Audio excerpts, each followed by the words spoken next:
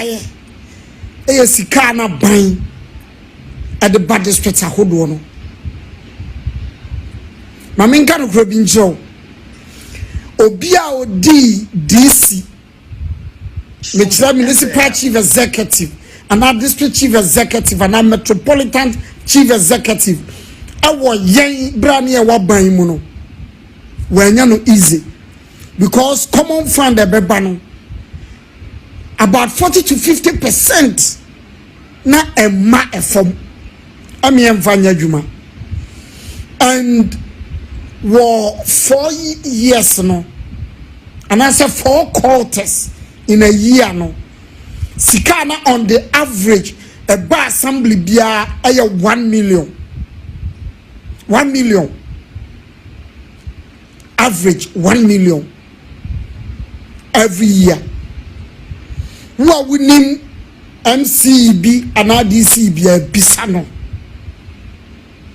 anamiyana me kokin kan say finance minister can say omude NDC aban at the 25 million and a call assembly bia abusia me pesa me kan asem even say NDC am for 25 million po na ultimate 10 million po co district bia project be brain e be ko so district no be brain and e be ko so yeah we 8 years and as an assembly member even Bob common Bob MC betimia procure and the assembly members me dey akwa electoral areas no that's a free central government o kan ya ka tro say DCB enya sika bebreye adwuma obeba beji MP na konya. This was the kind of thinking say I really yaw and you might be say because wa hante party no and as someone me say ya me wadri me say NDC timidi even 10 million crampo echo assembly bia no went man for 25 million no cra DC ana MC bi owo ho ne ebetimi aye adwuma chan de enra na owo ho akobasa instead say you be blame ya ban so anya ne mani yie no then we go around blaming your MMDCs and say omo be ye DC for omo anya adwuma I think say in the next NPP government inshallah about 2028 no and there might be say as I say any year say any year am wired that 25 million what year bia the assembly no hono from the central government eba on the average 1 million wow beji machinye bia bisa Abochie ye kwa amaro so na ye ne branch no edin komo na wie on Sompa 106.5 FM in Accra for God and country. Oneba appear na apop to saying go part of what this year me hu ye na mo so e nyame adumu arakwa yeti ase ye ma akwa baba for God and country jumadi nanu ada ye nenam social media no so a ade ko hu nsam kaye na esefata se ye di hu enkomo na I want to know the reason why cry we yes our video yi to abonting Nia mama na wase woni producers na fe menchia atiefo a ewia yi omutie wu ewo Ghana ene ewia fiafa na nyina no kwasem ni ana me ya video no eto ho ana wasem bisa no bisa fe tenti ene man ye mama nka we say enya for political experiences nemu eya no kwasem a efefe yek yebi kan yenim dan dis ya ban na woso na no na finance minister le kata what they call parliament na emu otrese abanya owo ho fabre o mampani John Dramani Mahama and na bank say anya hwe kwa no 25 million na opese anka afibia a call assembly ahodoɔ no na wohwɛ ne krataa or the call na point number 6 no na ɔka sɛ wɔn mpɛ sɛ ɔmo strengthen local governance ɛwɔ ɔman yi mu na me nua ɛno na maa mi yɛ video wi esan sɛ hu ne sɛ ɛyɛ ade a ɛho hia paa dɛnti na meka saa ɛnkyɛn koraa ɔmampanin na n'adan kɔ akɔfo ado NNDC sa na ɔmo yɛ adwuma mma no ne nhu MC sa ɔmo brɛ in any regime biba sɔte mi yie metio pa ne nhu NNDC sa ɔmo brɛ ɛwɔ regime biara mu ɔsene wɔn a ɔmo yɛ adwuma ɛwɔ na n'adan kɔ akɔfo ado ne 8 years no adentra yɛnti afisa ni ɛyɛ nneɛma mmienu deɛ di kan ayɛ common fund no nea ɛsɛ sɛ ɛba district ahodoɔ no na district no ɛde yɛ adwuma ne wura wonim sɛ wopa abɔpini assembly biara in average year biara no in average na yɛ 1 million cedis ɛna ɛba hɔ ɛma ɔmo de yɛ adwuma in average 1 million in average Ubawunu sa 40 to 50% of allocations are SSA back what district Abuburum. Now, my man, I have to some transfer and cry. Wow. Na Emma Fomuho, na municipal chief executive, at the Juma. The thinking behind that at the way say.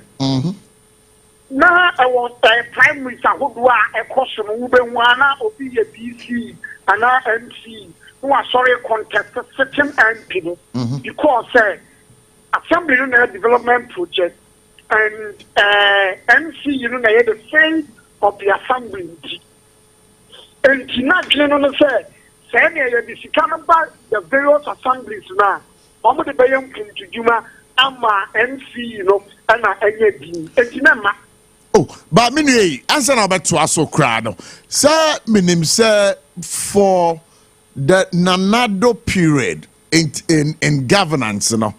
One we issue a statement crowd beto abontin say with the party NPP. Eka say you appointed this year. Uni who can say we contest for the position of the MP of the various district and our constituency or district in the war.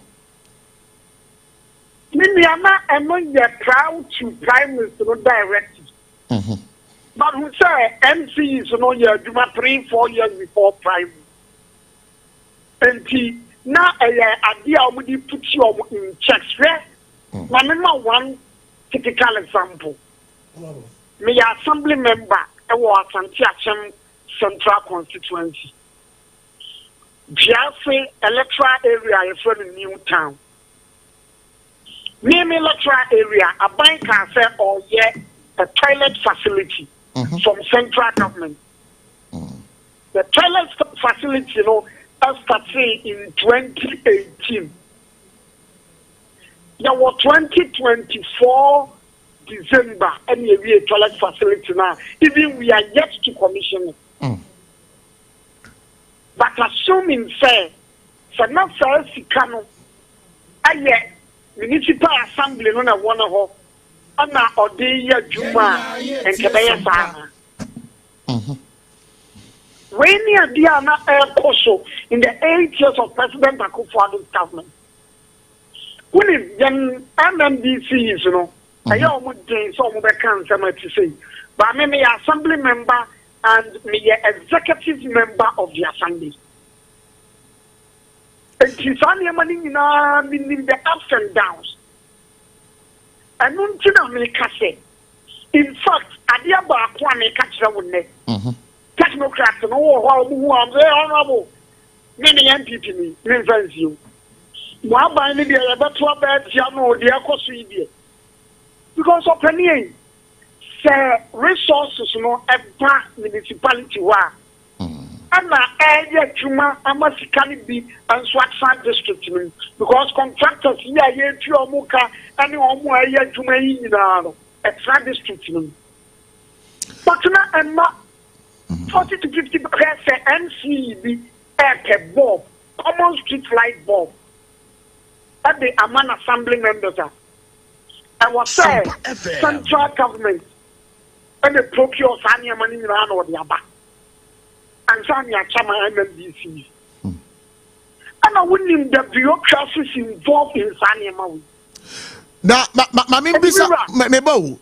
Mamim now Kase a common fund Nankasano. Before I be bano, almost retain 40 to 50% of the common fund. What central government? Central government. Yes, Sanya Baya. Some projects now and MC in the Bayano. Almost central government Baba projects. Now, Mebo. Now, Mamim say, Nasa 40 to 50% now almost on be retaining was central government with a position that you held within the party and then within the assembly. No, maybe say 40 to 50%. No, Mum say one would the Juma or the various district and municipal assemblies are now. And no one can make once a match. Sir, most often than not, sir, at the end how much you want, and much of the assemblies. And a year Juma municipality, and a dinner mama example say, 10-seater toilet facility. I shot your first time of President Akufo-Addo's government, I was just in New Town. The year 2024 December, ever to and Nira, sir, a banker said, for the 25 million, call municipal and district assemblies in one.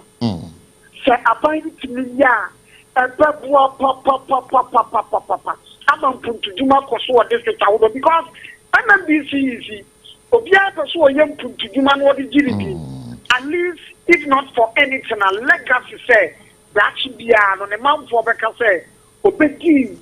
A bank catching way and what and you know, is that supposed to mean, sir? Wabra Nanado, HSO as president, you know, now the various district assemblies and then the various constituencies, you know, and to me, projects be a free the assemblies. Wow, Minia, and that's a project beyond Koso project a big Koso, but woefully inadequate. Projects in the course, no, not is so. No. And most of the projects, most of the projects, they catch low, bra, MMDC is in the bread, and some of my seniors execute.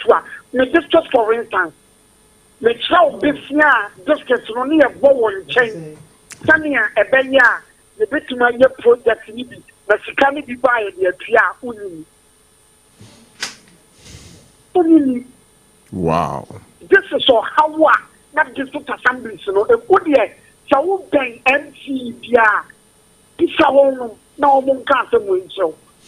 Opening, and Mebo, ni tintin ni tietche mu ne say.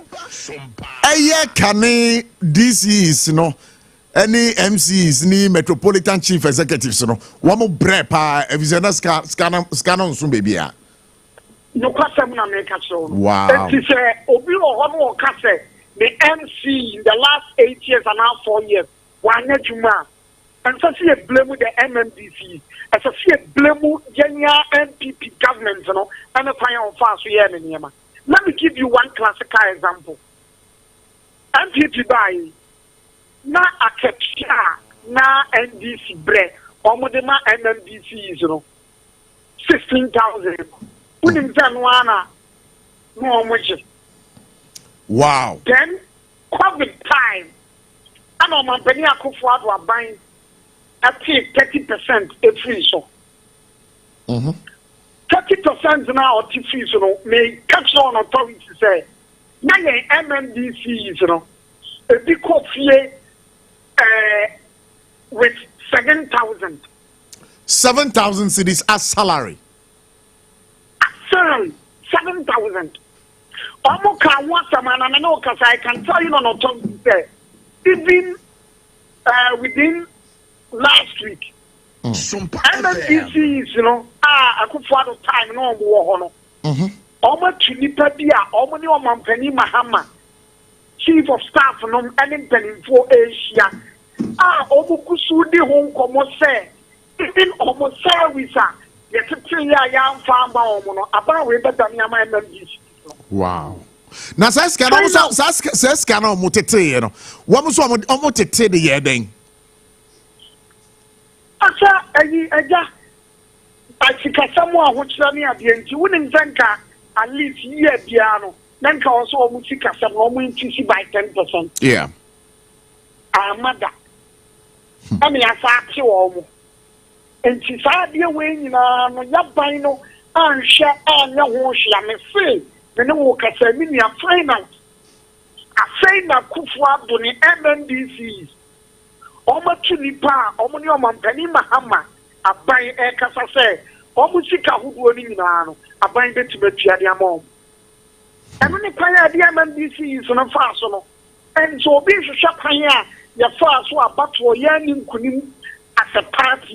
Meaning, I'm way critically as I say, but that having said that, you know, as I say, Sabai way say, or the 25%, another 25 million. At the core, MMDC is a good one. It's a welcoming news. So when 25 million, not even 10 million, and now 15 million, across the various assemblies now. They catch now. MMDC is a Mampani Mahama a you even in 4 years, Obubaya projects a change the MPPA in ages. Now, wait, so I'm going to say, I'm going to party no. Because we didn't say a man after she know MMDC is the petition upon petition. And if I kept your woman kind, I was answering where we are all man. Many of the same. I have passed and the past MMDC is no. Obi and Prof back and want them. But that is the reality. But we share one me patrol. So we share MMDC yes, this is yeah. Omo waka mo abom asabri. Omo de akire President Mahama ho. Ene ne kwakodi ya no baba se ne be ya omo nsa ebetimi aka omo ska kebu odo a. Why na that's our MMDC is now? I mean, I don't have their permission, sir. My boy, because I mean, sir, the Omo person, someone, Omo Bodia, Omo Beka. But I am telling you on authority, say, even within this week, Monday, yes, Monday, and for Omni Chief of Staff Asia. And the first meeting, all my sense are very buying. All my series of meetings. Now, Omo and a memorandum of understanding. And war, almost demands, you know, and so ever. And see, that is the truth.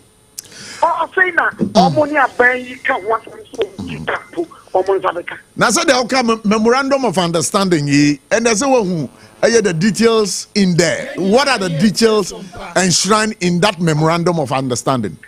Limia, person call a muye, but the person can say about almost MMDC is a Mampani Akufo Addo pencil, almost some yeno, almost kasem. A friend woman in a brain, if you so can say, a brain Pobayan to say, now or the Amomanesa, almost several MMDC is what, a Mampani Akufo Addo person, almost. Kakrabia, almost a hotel, almost now almost to my year, almost a man can crancho. Now almost more in Crackasiana, almost idea Pakasiano. Because I never saw opening DC said I can be out of Jasiano. Oh, quite ye, who ye say, I dare say, party for soldiers, or be a man who saw about. I can tell me a thing. And sometimes I'll mind a young army of boy, probably more by a call. Nakasua no yes say obia be sorry akoho but na the take home 7,000. 7,000. Hey, I did DC now I just 7,000. 7,000. And the in 2016 now 15,000 gross. Sompa FM. Wow. 15,000 gross. And in fact, yeah, Kofuad woman penny that the MMDC, you know, in fact, party, you know, and a buying, and a party a buying, and shut down the omu. Now, a can't be na party no competition. Adebiano Professor Michael Okwe report na beto abontin no. Won nsamba kwa na mienu bi ewo mu a efa sankomo ihu ana. In fact, let me be very honest with you.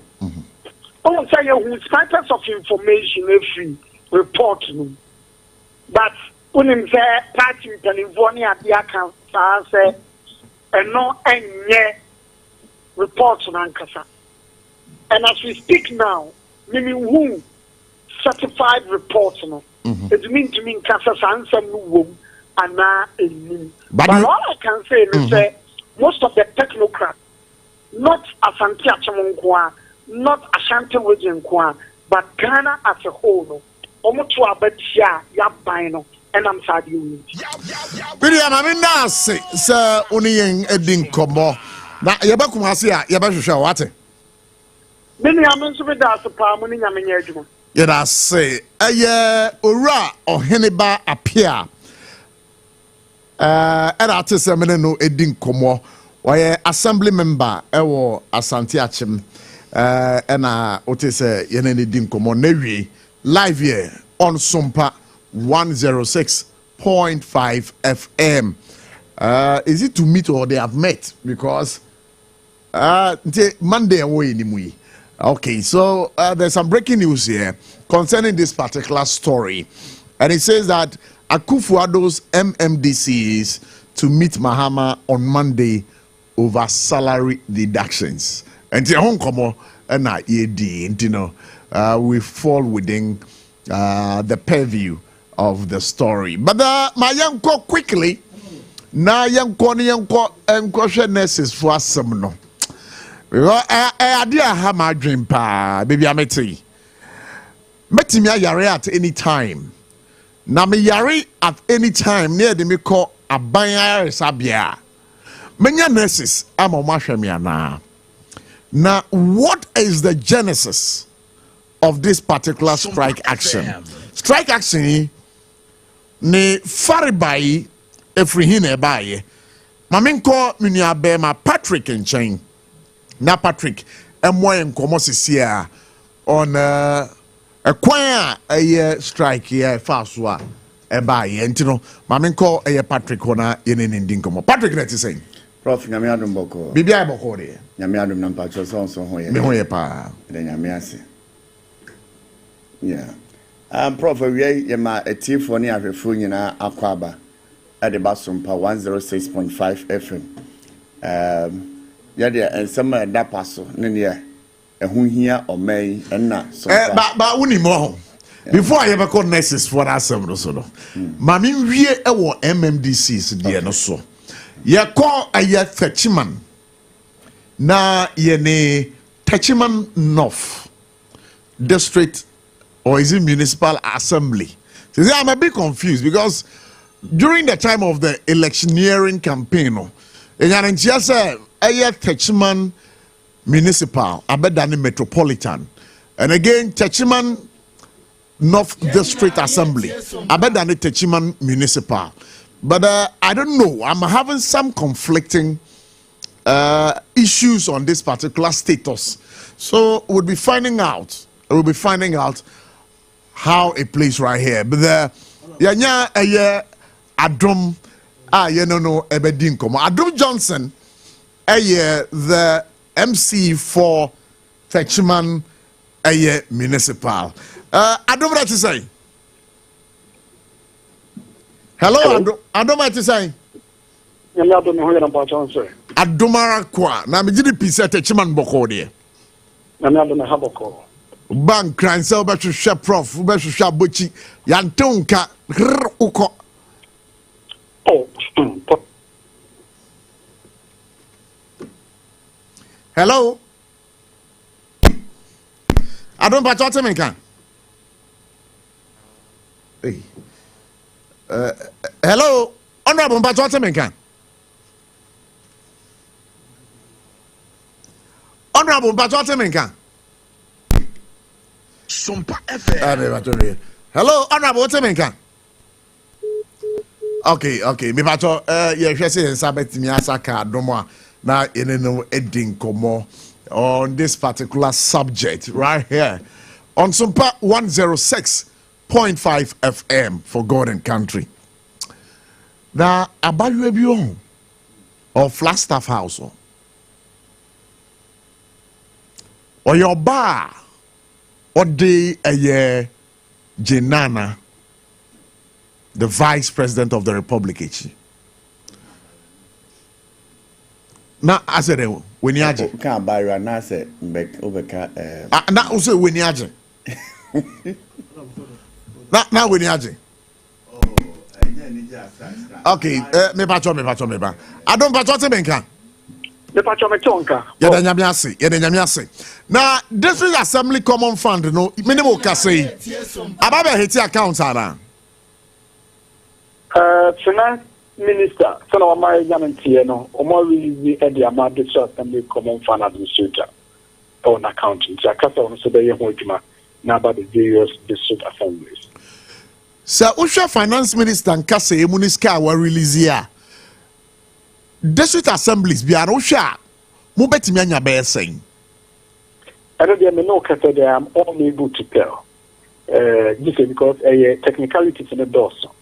This is a common fund administrator or on a formula or the age or the formula no a year gnavia normally review and the actual amount then what I do also know, so Mr. His Excellency the President John Dramani Mahama said the Oshe Bo 2024 year born to I can say at least 80% of the fund or the at the the various IMDs, you know, and also a salary treaty commitment now or more releases Africano.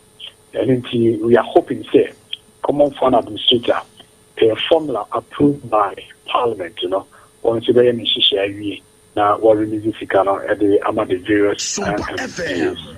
Now let me find out from you, because when you saw by as a district, as a municipal chief executive, you know, a idea you had handing over notes, and I believe you have perused all those handing over notes. The last common fund, with district assembly, when Patrona is saying. In the handing over notes on about the two, you know, the predecessor and specific on a specific amount. Now, mum the minimum say, now or can common fund project. In field naya. Yeah, the man or that's now as a chief executive. Common fund project. The chair project here. DACF, common fund, no head of the year. Oshe note now. Because throughout the 4 years, there is not a single project financed by the District Assembly Common Fund that will teach man of her. This is what I know. Is that supposed to mean, sir, within the 4 years of the Nana Addo-led government, one more AMFA common fund bianco the various district assemblies, of which your assembly is a part? The Namakate Tichman North Assembly handing over note to Mababeki in field 9, the predecessor will need any project financed by the District Assembly Common Fund out of speak. Per the handing over note is signed and handed over to me. That is what I can speak to. Project BN in field 9, project BN or the Common Fund, and I say the make sure capital project. Say the school dining, chip compound, in Sunni, and after the acquiring handing over note a bit nimsa. Okay, so handing over notes a bit nimsa. You are relating the conversation to District Assembly Common Fund project, but we want to find out from you, Sir Sikabia Ma. A dear that's what a District Assembly Common Fund. Bibia Samana. And the way they are typical, and to say, it is not in the handing over note given to me specific amount. But what we do know, so to say, a NPP throughout their 8 years, or more pay common fund. And it said they're now constitution is at least 5% of the total revenue garnered for the year. Ma various districts na edi aye adwuma no yenuanom MPP from film na ya mfiem otwe a omba bedi akonwa yi eyo anim sem omo ka pay intina sa statutory we no muntini emi so inti tam no so na e ka bi omo pebia na omo release e de aba inti no so the various IMDs as far as the development project is concerned but na me dia me kan say say one thing no mo de ba teachman no fu say two thing no mo de ba you. What I do know, say, first, in terms of fiscal project, it be me handing over notes to them. We are not looking at the facts, you're quantifying in terms of the physical project. As intelligent as you are, as inquisitive as you are, I know you. So you mean that you've never had a conversation on the last district Assembly Common Fund that was received by the Assembly?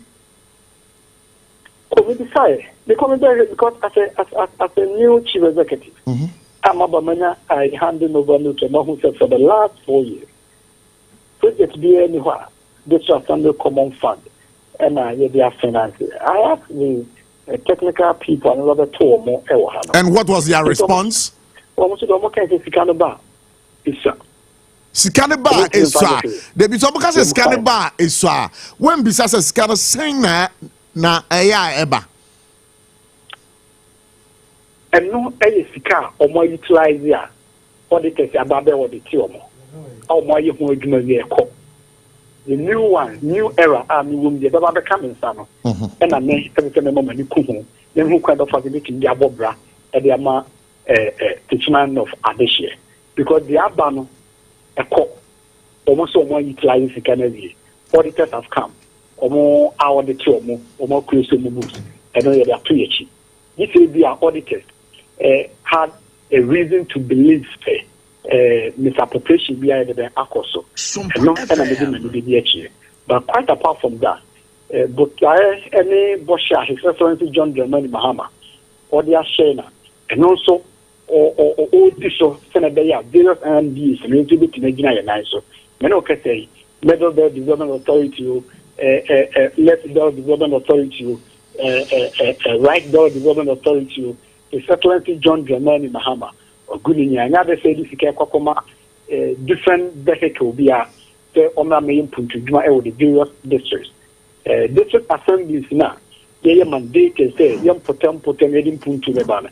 His Excellency say at least 80% of the money or they are asked against MPP for their now Modeba. These are the facts I want us to dwell on. Now, Common Fund Nankasana, would you please educate us? My Chremuye. Nejuma pa Common Fund no. Nejuma pa denga. Common Fund Nejuma pa ne say assemblies no what they put to Juma. And it's all share. His Excellency John Dramani Mahama, Obabon is last week. Now, on the meeting, cabinet approve the guidelines for the utilization of the District Assembly Common Fund. Following that, yes, we are receiving circular. Into this year, President John Dramani Mahama and Alicia Dimra released via Ebebiano for 25% of the money will be spent on government flagship program and designing and constructed 24-hour economy model markets. I think so 10% will be utilized on health facilities. At least 2 chip compounds that will teach my North. If you want so 10% has been allocated to educational facilities. And it is expected of me as a chief executive, say 1 kg block, Sikanaba, 1 primary school, 1 DHS block, and also Mayor Mojuma. And as 10% so has been allocated to water, it's the same into Baman CBA, Monsu, a challenge. The boreholes are able to treat Martino for in Su Anum. I think so another 10% allocated to environmental sanitation, solid and liquid waste management. So they are efficient assemblies, young cafe, now you manage solid and liquid waste. Monthly, ahodono. And I think so, Ohamo paying in so 5%. And also, the core administrative expenditure, no monitoring and evaluation of activities, any projects, monthly. And I feel so, Ohamo paying to be 10%, so our school furniture. In the school, then the furniture is nothing to write home about. His Excellency John Dramani Mahama expect and say, Yedama Yeni Akuho, now our various districts, no, furniture, no, Yedaba home blast year. And I feel so, legacy project. Project be said 2024, His Excellency John Dramani Mahama Akwanya Obabinyano. Project be a cost to be uncompleted Biano. Obefe, it's a Ghana Fusika, and I are committed to it. To the first year to completely. And power guidelines nearby, His Excellency John Domain Mahama was share some business. Project be a war Pessoa Subia, then another dot for a year, no million say on NBC, 8 years never be a common fund project. MPP for Baby in Philip or Pia, or more Jai Mata project, no, Akawemo, essay, no, about 20%, or how more of paying. Adulu, and also it is simply and found cost projects, and then making sure that all uncompleted projects, either say, na edible path, I'm a soba, and for so the maximum for no, and I want to say legacy project. In this also, no more we are Mabubosi now, government priority areas and 8 thematic areas, flagship program, which is 24-hour economy, health facilities, educational facilities, water, environmental sanitation, administration, school furniture, any completion of legacy projects. We actually said common fund, under the Excellency John Dramani Mahama. Midasi, but before I let you go, no, I'm a bit disappointed because I know you. The reason why I am disappointed is that you have not asked of the quantum of money for the last quarter as a district assembly common fund before the exit of the Nanado-led government. Sompa FM. Hello, Abochie. May say I'm a bit disappointed. Disappointed because, meaning how inquisitive you are. You've been on my show severally, and I'm a bit surprised as to say you are unable to tell me say this amount of money and a common funder, the last funder, a bar, a year with district war, and San Nanado, every Abeniano. No, there's so much public service, another civil service, they deal with records. Yes. And I the predecessor, I handing over notes. How they are money. And in the third handing over note, I can't want them and the IGF, I don't know specific. Okay. Or both Canadian. So the IGF, we will say, we say, until 4 years now, when you see IGF, he said it. But at the end, this is a Sunday common fund. I will not Sunday liver neutral on one capture, one yes specific. But who beside it? But who beside it? Some no Casama Bisa. And it's my surprise. You come share handling liver neutral. Fear 9 years. 1 year project back on cry. 1 year project back on say cry. Don't teach my note. I don't wait. My info in common in Siwa. But I want you to do a search for me as to the figure because reliably the information we are getting, let us say, sir, Nyamiya Dumwa, Mobetimenya be 20 between 20 and 25 million Ghana cedis as a district assembly common fund. But now me pesanka sa quantum of money amount for dreams ya mubenye nanki de atoto de nanado moso edema every district nanki ya share disparities. It was for that reason why we had wanted to get the figure from you. But meanwhile, we're so much grateful for your time here. Sompa 106.5 FM Ketuapa. Na nurses na samno. Ade adwene ye pa. Nurses na samno. Am adwene ye pa. Na many Patrick, me know say why searches be. Na search na why you know. Den na hu ye. Prof, nurses na samno de asema esi ehwe kan because as at now send gina no. So, oko various hospitals, public hospitals now.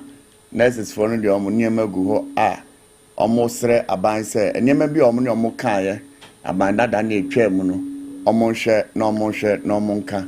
Na answer near Beko, near Bayard, yes, yanko back kakra. Near some of the strikes that nurses are engaging themselves in any demand that no more demand. Younger from 2020 to 2025, young question 2020 to 2025. 2020, September, almost called 3 days strike, be 21st September to 23rd September. Now, demand that now making is a breakdown in negotiation of our improved condition of services, including their demands for all allowances and related to rent, and on transport, and on uniform, and on professional development. Where you are saying, be an nurse, Nibusa said. Negotiations breakdown concerning that rent, transport, uniform, and personal development. Ebinimu trauma education so ni adenum. Sa breakdown na omohwehwe. Enti no man nurses for the niema egu ho, the nurses, the midwives, the physician assistants, and the certified registered anesthetists. Nyina de niema egu ho call strike. In 2020 September 21st to 23rd. Okay. Now I don't know at the pension by nurses my doctor for no enjuma Emma call strike. And the negotiations by Emma almost suspended strike on the 24th September 2020.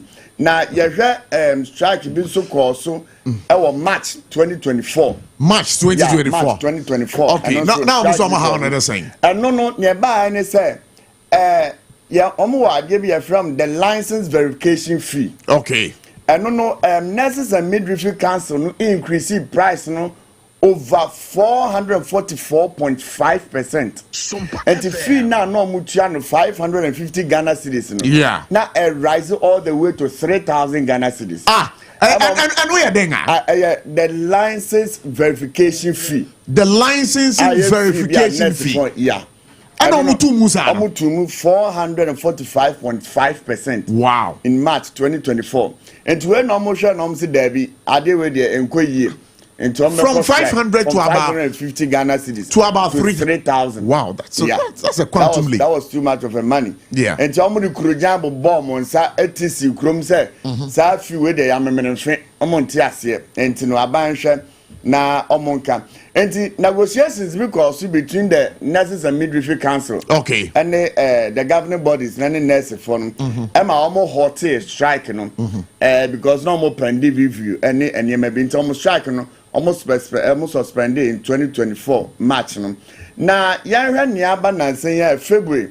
Directive be by free chief of staff for I can say public service for ya employ munina before 7 December. They be revoke more appointment. Yeah. And also about affected nurses for no education because not nurses for people who now feel ni employ more no also. Public service for you appointment no ho enti na nurse for no ka say aban be be dia onye mfa ho na enipa ebekọ fie newly nurses over 5,000 na so san common there edube bi ka mu twasa so mu twasa nkomo no so yeah ema se currently near koso no eno ka ho bi na ma sa strike here Oh, really? Yeah. But I thought bright way, producer way, on the fre. Yeah. One more customer for mommy. Yeah.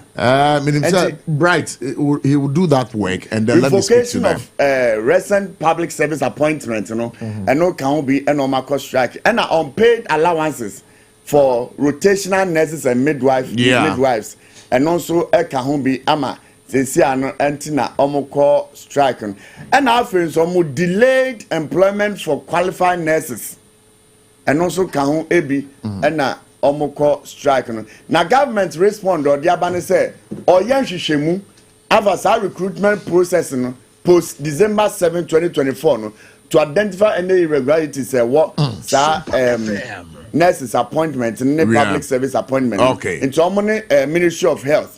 Yes, our negotiations, no. And now, say, I know your strike, nurses for no, aqua strike. No. Now, nurses for the strike, be mostly, I am not demand the improve condition of service. Yeah. I know the almost who here muka. And now, fair license fee. Tani edi can send your increase back could be another 550 Ghana cedis a cost 3,000. No. Almost your fair license fee. Emma and also Abwa. And our friends almost job security. Protection of employment for newly recruited nurses and midwives. Oh, dear, best online. Mammy couldn't come away in Brassis here with a Mr. Wadama. Yasaka, Joseph Crampa, Ewa Maraso. On a PRO, Ghana registered nurses and midwifery association. Yasaka, Wahmanaso. Now, Minia Joseph, that's the sign. Hello, Joseph. Hello, Joseph Crampa. At the sign. Hello. Aye. Joe, John Bacha, yeah, me Bacha. They say what's a menka? Hello, Joe Bacha. Joe, my son from BY. We are having some challenges over here, but let's call you again, then so we can have the conversation. Until here I'll do it. Prof, na me wianesa na opesa ofre yenya bema Joseph Crampa. And says our government respond or the abane say on fair wages and salary for no ebe negotiations ama ne ese wotua biara ma nurse for no. Ama bibia akoso. Okay, mame kwa amansa mending komwe. Joseph yama kwa baba Sompa 106.5. Mete onka na ho ye de. Ye da isu asep. Na Joe say amanfo yade o. Amanfo ko aban aresabia. Amanfo twadru. Na Joe da bempa na mu strike ya mo ye. Aya nurse for Ghana he nyina no nurse strike no mo be jai mini ayi no I me say question ba na ta say yes ye na omo criticize ye say a cost strike but ye sha fi ye cancel allowance bi wan say mo nyed public number out and as the number out metal yeah. You know, you should say that balance and I don't do. A brebe na mo share CSM muka allowance you asem.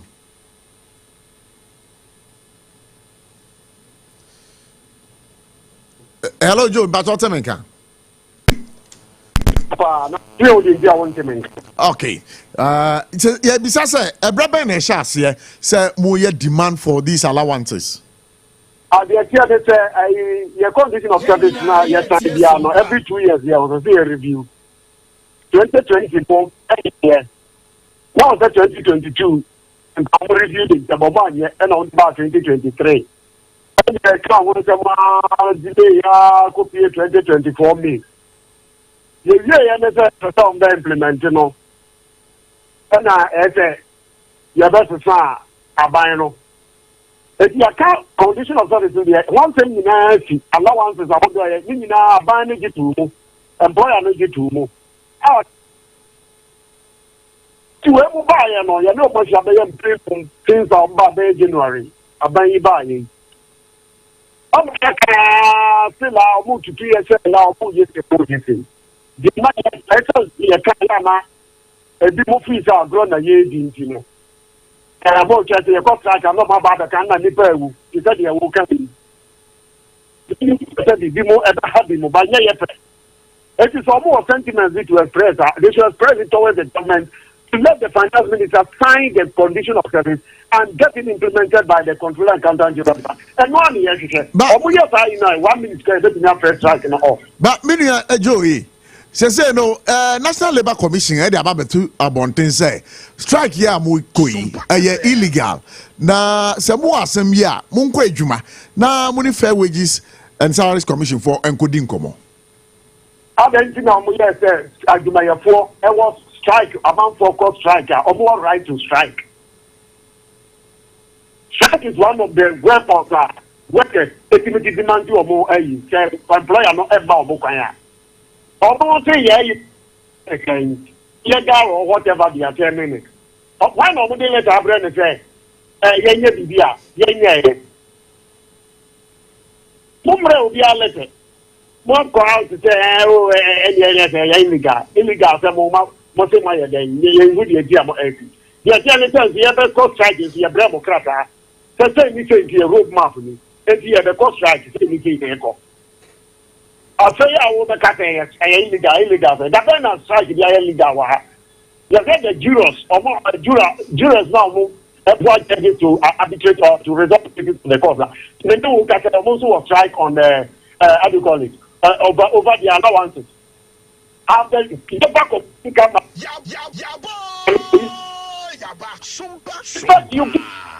as an essential service provided.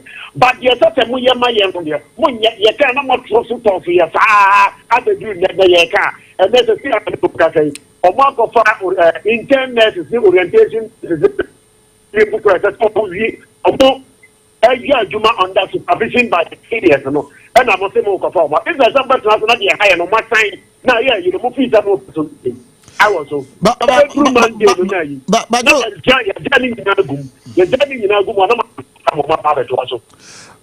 Joey, you don't think, sir, it is too early for this government?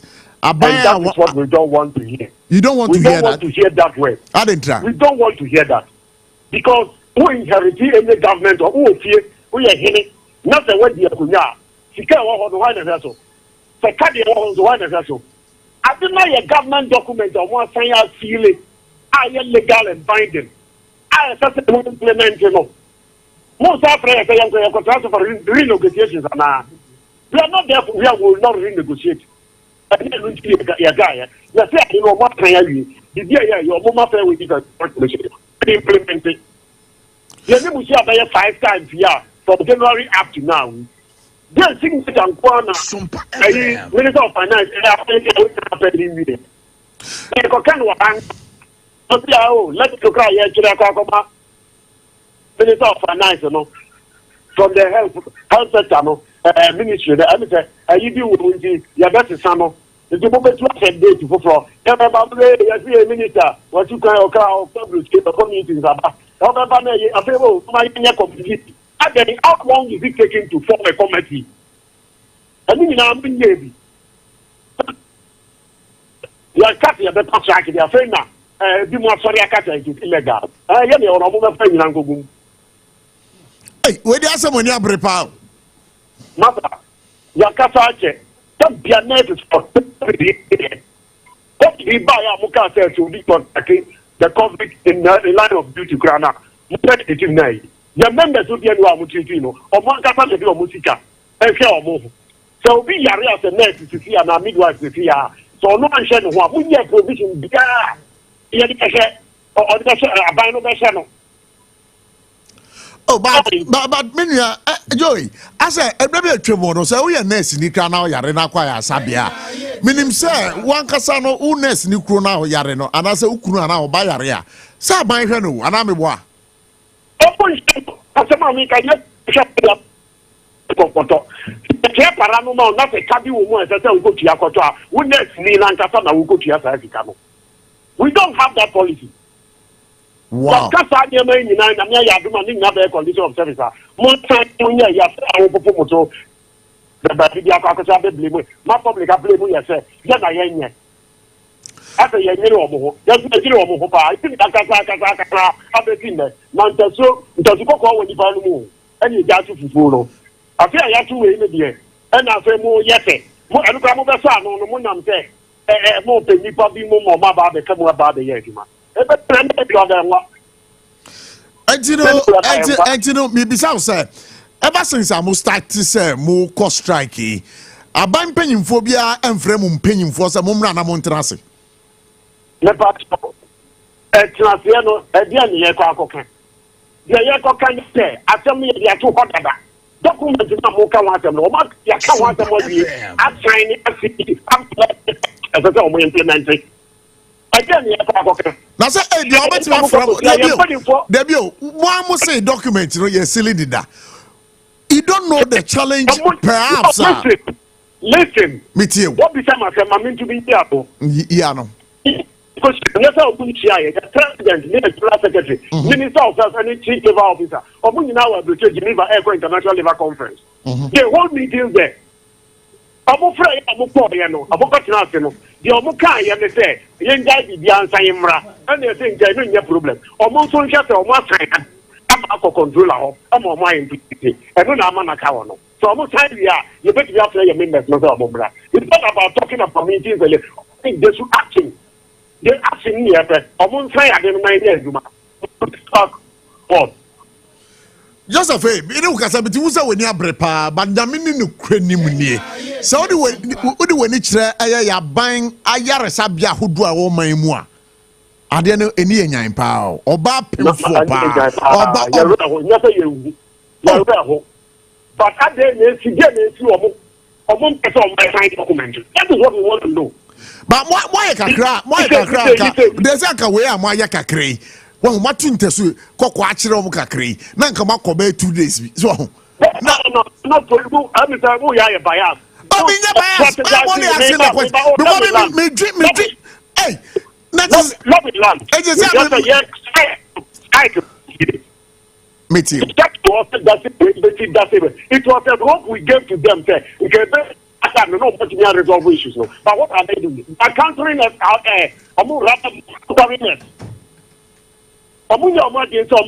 Issue, document media. What are we going to sit down and talk about? Now, why was a damn panel what document no more entry a woman to sign? A big now the open interested the doctor. Okay. And see that. Yankasa the year sita. To show Sanya man into the person mobile sign. Sompa FM. Hey, yeah. No, yeah, next is a new one. Yeah, it's a top bank or share. And yeah, young company have to be a share. There was some rural incentive allowance you want. You to play your Modio Makobu, cheap compound, no more you more to tell the let's see if you want to Omuya Juman to the Kakram, and here too. Your teachers are more nursing training institutions are more children. More book and research allowances. Yaka and also you are near the Bria and one more. I better implement a document no. I sign or must sign. So the day completed with a Mon finance minister no and sign up control and start to be after a year.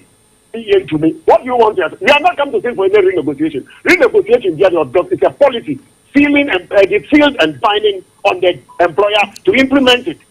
But have they called for but have they called for renegotiation? Well, I don't make up a renegotiation document, I have ready a 3-year hawk.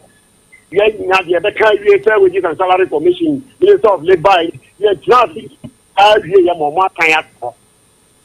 said more implementing. But they should rather be said. I think it's not a one-side document from anywhere, Juma. But what you might see assembly, so you made mention of renegotiation. And Yabiano, what would it sound common at the Atumum penny for anyone? my partner said, almost pray no what about documented that I will start after. So I have the idea. You have got to enti enya ade amobe pene so kra say so mo ka say mo mbra for renegotiation a mo be ko no I don't like you can even the law of the country emra be na etia and that they say Sarfo and they young class the Ghana Medical Association there was Juice Act there was doctor there was you need your mom house service workers blah blah we are on it here the people here on my implementing and tell them, you know, that they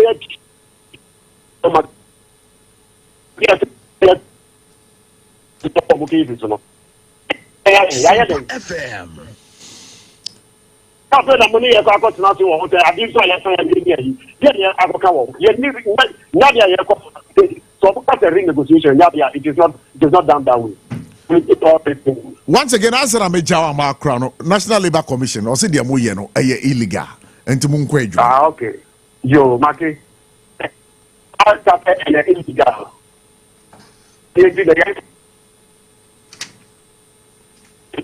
Illegal. Because. Oh, an idea. You know. Yeah.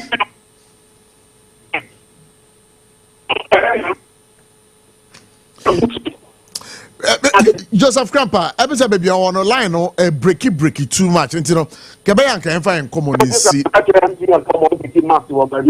Yeah, just catch that. I have an hour was here. I have heifer. Now, I was over to Chakwan. So, Joseph Grandpa, Ebia Sabri Amedokasi. Now, MTN 40, no one's ever been on a network yet. No more about it. We are stations. It's not that we are no more. I'm not trying to see there's a 3 day on a million. I'm here because you can say a people hacker. It's a nurse midwife for a war. Yes, but to be here, not a major as I call her. I think that.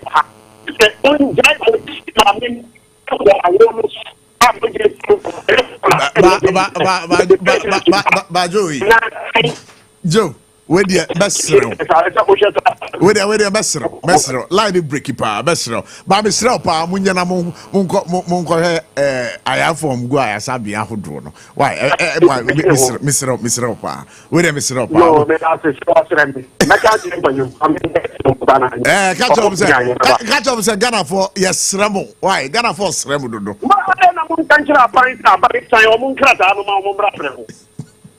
Yo, ever in common see. Me da se pass on my hokama. You know, edin komo. Alright, Joseph Crampa, PRO for Ghana Registered Nurses and Midwives Association. And what Ghana ha. And I'll tell you something. No, edi and komono. Na, where you? Okay, that's fine. Now, what's in the wakano? Condition of service. Yeah, young fancy na mema. Me guess no akwaba. Pato peja nkukuru nkaka every home me na ba ko entenase ma ba ko betena ha na also debi fa okay what is shekonem ho fa ko shekonem ho na so ntwinko na that's fine yo Sabre me saka me guest in studio na ora bright ofori amanfo new patriotic ampofu ochro na ampofu da meni ne ko amamfo da meni amamfo bi go school ti no the dinner kamenum ora bright ofori ampofu oye MPP chairman Botiano me no ka say why crado e ofide mu a chama ba kwa ba yeja na boko de ye hu wa che me sho o ba ba kwa ba o che that tonight yes aso aka ora Kojo Aban, or head of communication NADMO and member NDC communication team. Many am akwaba. But o Mike no be okay. Yeah, also I had a digital. Digital. Now apom to say. Apom de boko. NADMO aso e kama de. O se ha nyango konkete digital. Oh. But oh, chairman. Chairman, I don't know chairman for one. And people be about Kojo NPP chairman. A brand that chairman question for Sua Tama West. Kojo ma you. Yeah, no. Now you're from a Prof. Abochie. Prof. Sure. Not more as you saying. Oh, not more dear Boko. Sheda in idea, a dafom, so a dafom.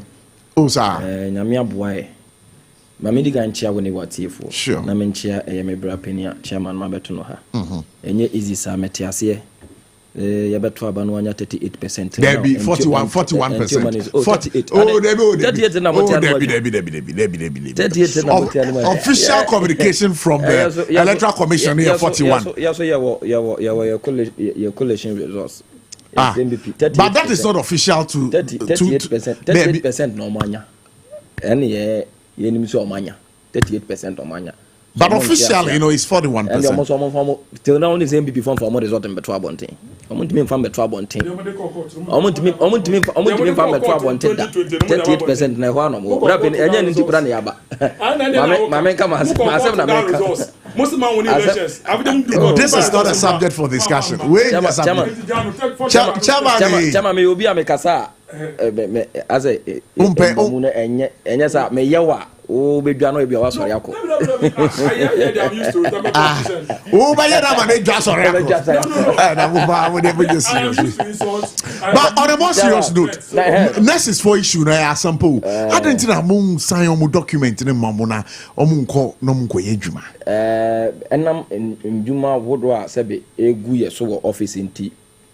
Personally, I have not followed. You have not followed the issue. Yeah. Recently, I said, maybe a penny bright, my topics. Okay, that's what I say. Let me go and revisit whatever was happening. Good. And I mean, who you say there is something happening like that. I tried getting to the Honorable Minister of Health and say, what are the developments so far? Sure. On the nurses issue, but my try our winning. New money, new may go almost.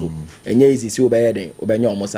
We be my friend and no power in the time about 10 me cornebia. And I do and say, and it's really unfortunate. I have not gotten any information. Hard facts. Seen say a development there because this is not the time to complain as a government. That has been my policy. Number one, we are not into complain. We are into solve problem. Complaints in the and Indian Ghana for areas of the Atwa Ghana for that is an Intia no matter the Omatwa Batia MPP. Ediamae. So far as I inherit, government is a continuous process. I inherit. Since we inherit both assets and liabilities. Yeah. And so far as we must find a way. The best service our problem way. It is not the time to complain. Say any bind that down any higher commitment to be and an entire commitment. That be this is not the time. See what yemre so na nurses for na the strike. Yemre so na apem for eco hospital or who nurses no mahwe omo. Yemre so na obi hu touch man na obi nya accident hospital or obi no ahwe no. Yeah. And this is not the time to blame some, let me say, Uncle Plus government that have passed. I said, is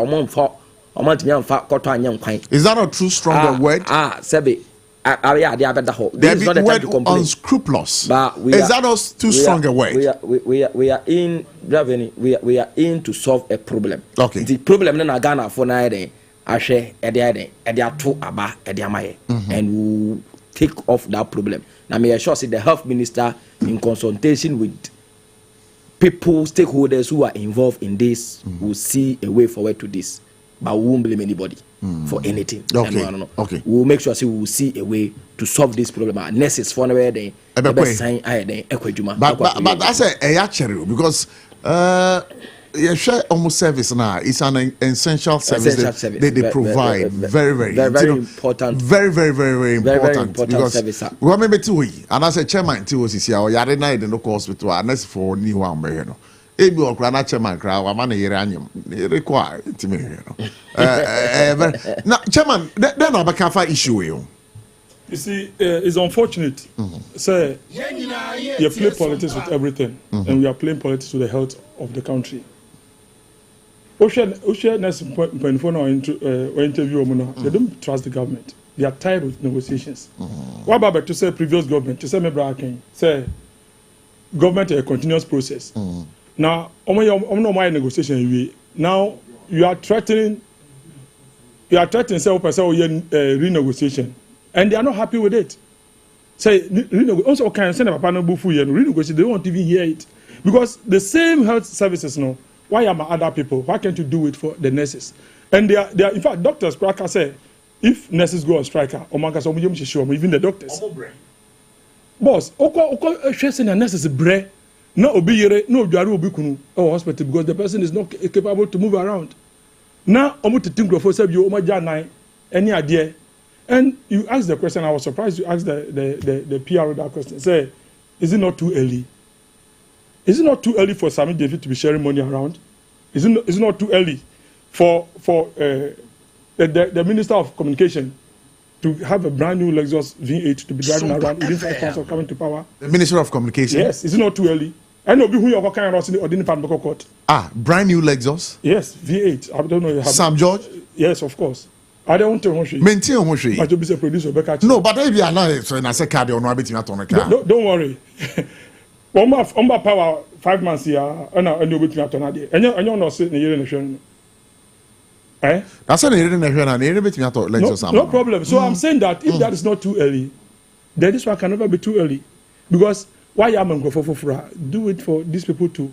You see, you can scam your way into government, but you cannot scam to remain in government. Negotiation are called to be brave. Oh, me tell you, Minister Kesa baby. Or say nurses in 24 declare strike, and now baby. If you talk about people that you sit on round table in this manner, do you think they will take you serious? They are just not serious. You know, Omo Yaria are binding in penny for President Mahama, and in Omo Yaria, Omo charter plane, Edomako Bridge. So you and I, our health, okay, so being says here, if I know better, you and I, our health, they don't care. Ghana for health and far more. Anything no more dear God play chess carries I do this level because a human is just a signature of one person. Anybody who dies as a result of this strike now next for Akona, the blame must go to the minister and then the finance minister who has refused to sign. Just a signature. Why is it too difficult? But document in area man, he has to peruse it well, understand for it. About 5 months, if he's serious, for about 5 months, take 5 months to peruse a document that has been negotiated already by the previous government, or because it was negotiated by the previous government, they don't take it serious. Because that's the implication. It is a Obiku hospital now will be here. No one nurse and shredder on first of all, Embo President Mahama, the Minister of Health, because Obi signature checks are kasi sign. Edico holidays, oh, now some men okay. You don't have any evidence to buttress what you are saying, and you are just saying, sir, checks I can see almost checks men, check men was signed. Are you privy to any check they've signed? And you must sign a check here. Oh, answer me. No, but somebody has signed a check to run government business. But the health of the nation is paramount. It's the most important thing in the country. The health of the people of the country is the most important thing in the country. It is just a signature. They are toying with the health of the nation. And I don't hear any other check or mobile signing. So that's what I mean. Sana mpesa me kire say ese so mo ye serious no mo say say na kind no bibi to me no me say our life is at risk. Sure. But so Vice President Yane you fly the Abochie at the plane a high plane to the Ghana no in sika. Why she deserves that, but the majority of Ghanaians don't deserve say at least say na dey na tete pass some cramp no ye kwa to doctor nurse no ma hwe. So the government must set up and be serious. We are tired of the excuses and the chaskeling of Ghana for bono. All right, Shaban, but you say something small. 5 months, he put almost in opposition, almost, and they are way back to power now. All this propaganda. No, but it's been so serious. Okay, I say signature keke. Momo personal pen asa. Negotiation. Oh, me ba. Mon personal pen ni kurum ha. And I'm on person automatically MP power and pen. Oko shop I want your pen. Ministry baby obeko be health ministry on your pen. Who can common signature say the pen asa. So you see, if you don't know what is entailed in a negotiation, you don't come out and just throw tantrums. Okay, but we are told, sir, we are told Prof, by the. I'll let you continue. I'll let you continue. But the information I in Sarkasi says, the Minister for Health, Honorable Kwabena Kando, and then the health facilities are all tall. I don't know what information he's going to gather, but it should have been very important for him to even call the leadership of the striking nurses association, have a conversation with them, because no,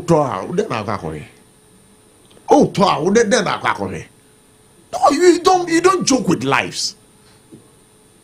What maybe in a Yarida hospital, no, some of these things they don't have to stop it. I understand. Yeah, because I understand your perfectly. You are a Ghanaian which needs to show concern. I was so find it seriously, because when a mouthpiece, especially the ordinary Ghanaian, sure, our no political party be home, and then the NDC is being accused, say, as if say, Omo dia bruche kwa na ya je on passport afro monsa, and none ha can for that. Omra na nhwehwe nsemu kurasta was oja yaresa enya bruche no ana sebe kaso no enya bruche na can for that. So you see, we should be cultured with our language, because this particular thing we are talking about, Prof, is about health and human life. Sure. Obi tifie bia through this strike no ni nipa ho biaka, you don't know otie wawe or pass him to console himself, say, oh, at least ebia negotiation bi ade bia ebia momo ya montimi anwe aye ya be so ma sebe ye bo wano say ye ba be ye. That is why I'm putting it clear to you, say I wanted to hear from the minister directly, but maintain nka yenti I don't know what is entailed and what is blocking them to accept on a particular negotiation that have been done previously. But the problem, they cannot say what you are saying. That's the submission you are making. But for now, no, to say, please, and I want to ask, have you spoken directly to anybody in government? Yeah, but we are trying to get on a good manner to speak to him, the PRO, and this is the information he's giving us. But call him for me and let me interview him. That is it. Well, he's tight-lipped. He doesn't want to talk. So the case is actually, personally, we don't know what is entailed in the negotiation, because you know there have been too much waste in the system, and we are trying to streamline things. And no quantity organize a labor for you. Yadi omoko kasa ye na ade nyina say, oh, tale adumayefo akatua ya yekoka ho asemi nanka normally kura kufa do so baba mo 25%. No kra mo se monye, but enam economic hardship ayaba beto, economic mismanagement a previous government na yenti and they say nyoma nti momwae ni ema mo 10% pe na mo mpene nya adwuma, as subsequently days bana and nyoma ye ya say be economy na restructure no no ye behwe aye den aye proper negotiation atuamoka. They understood. Please, I hope you are getting me. They understood, and bear with us. No president in the history of Ghana has sat in such meeting. But His Excellency John Dramani Mahama took all his time out of his busy schedules and sat in that particular meeting, Prof, just to make sure, say, they will agree on a 10% increment, which shows clear, say, government, baby, ana abaye no kono, na enya dia eye. But clearly, the issue at stake now. The issue at stake. What is preventing the president from even intervening? And I make her say, because it's about lives. I know, say it's about life, and I know, say no matter how it is, the president will intervene quickly and immediately. And I make sure I say, me, I have problem even in my sector already due to this NADMO disaster. Currently, when we are trying to do more prevention than recovery. Mekasa de mpacha say atronwenche ni besi ansa yakase yakwa akoye ayi akomo anwane sa de we want to end that period. So NADMO is doing serious coordination. Okay, so back to the health issue.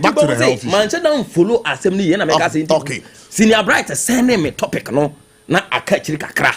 Anka madia chia mama assembly puma si bra bia ya. Na me say government the NDC government that is resetting every sector. We are equally resetting the health sector as well. And I know, see, this particular thing will be taken with the hands of what agency, and it will be treated once and for all. May I say, Sompa 106.5 FM, and market chapa for God and country. Eduardo Wasugusu, I would say.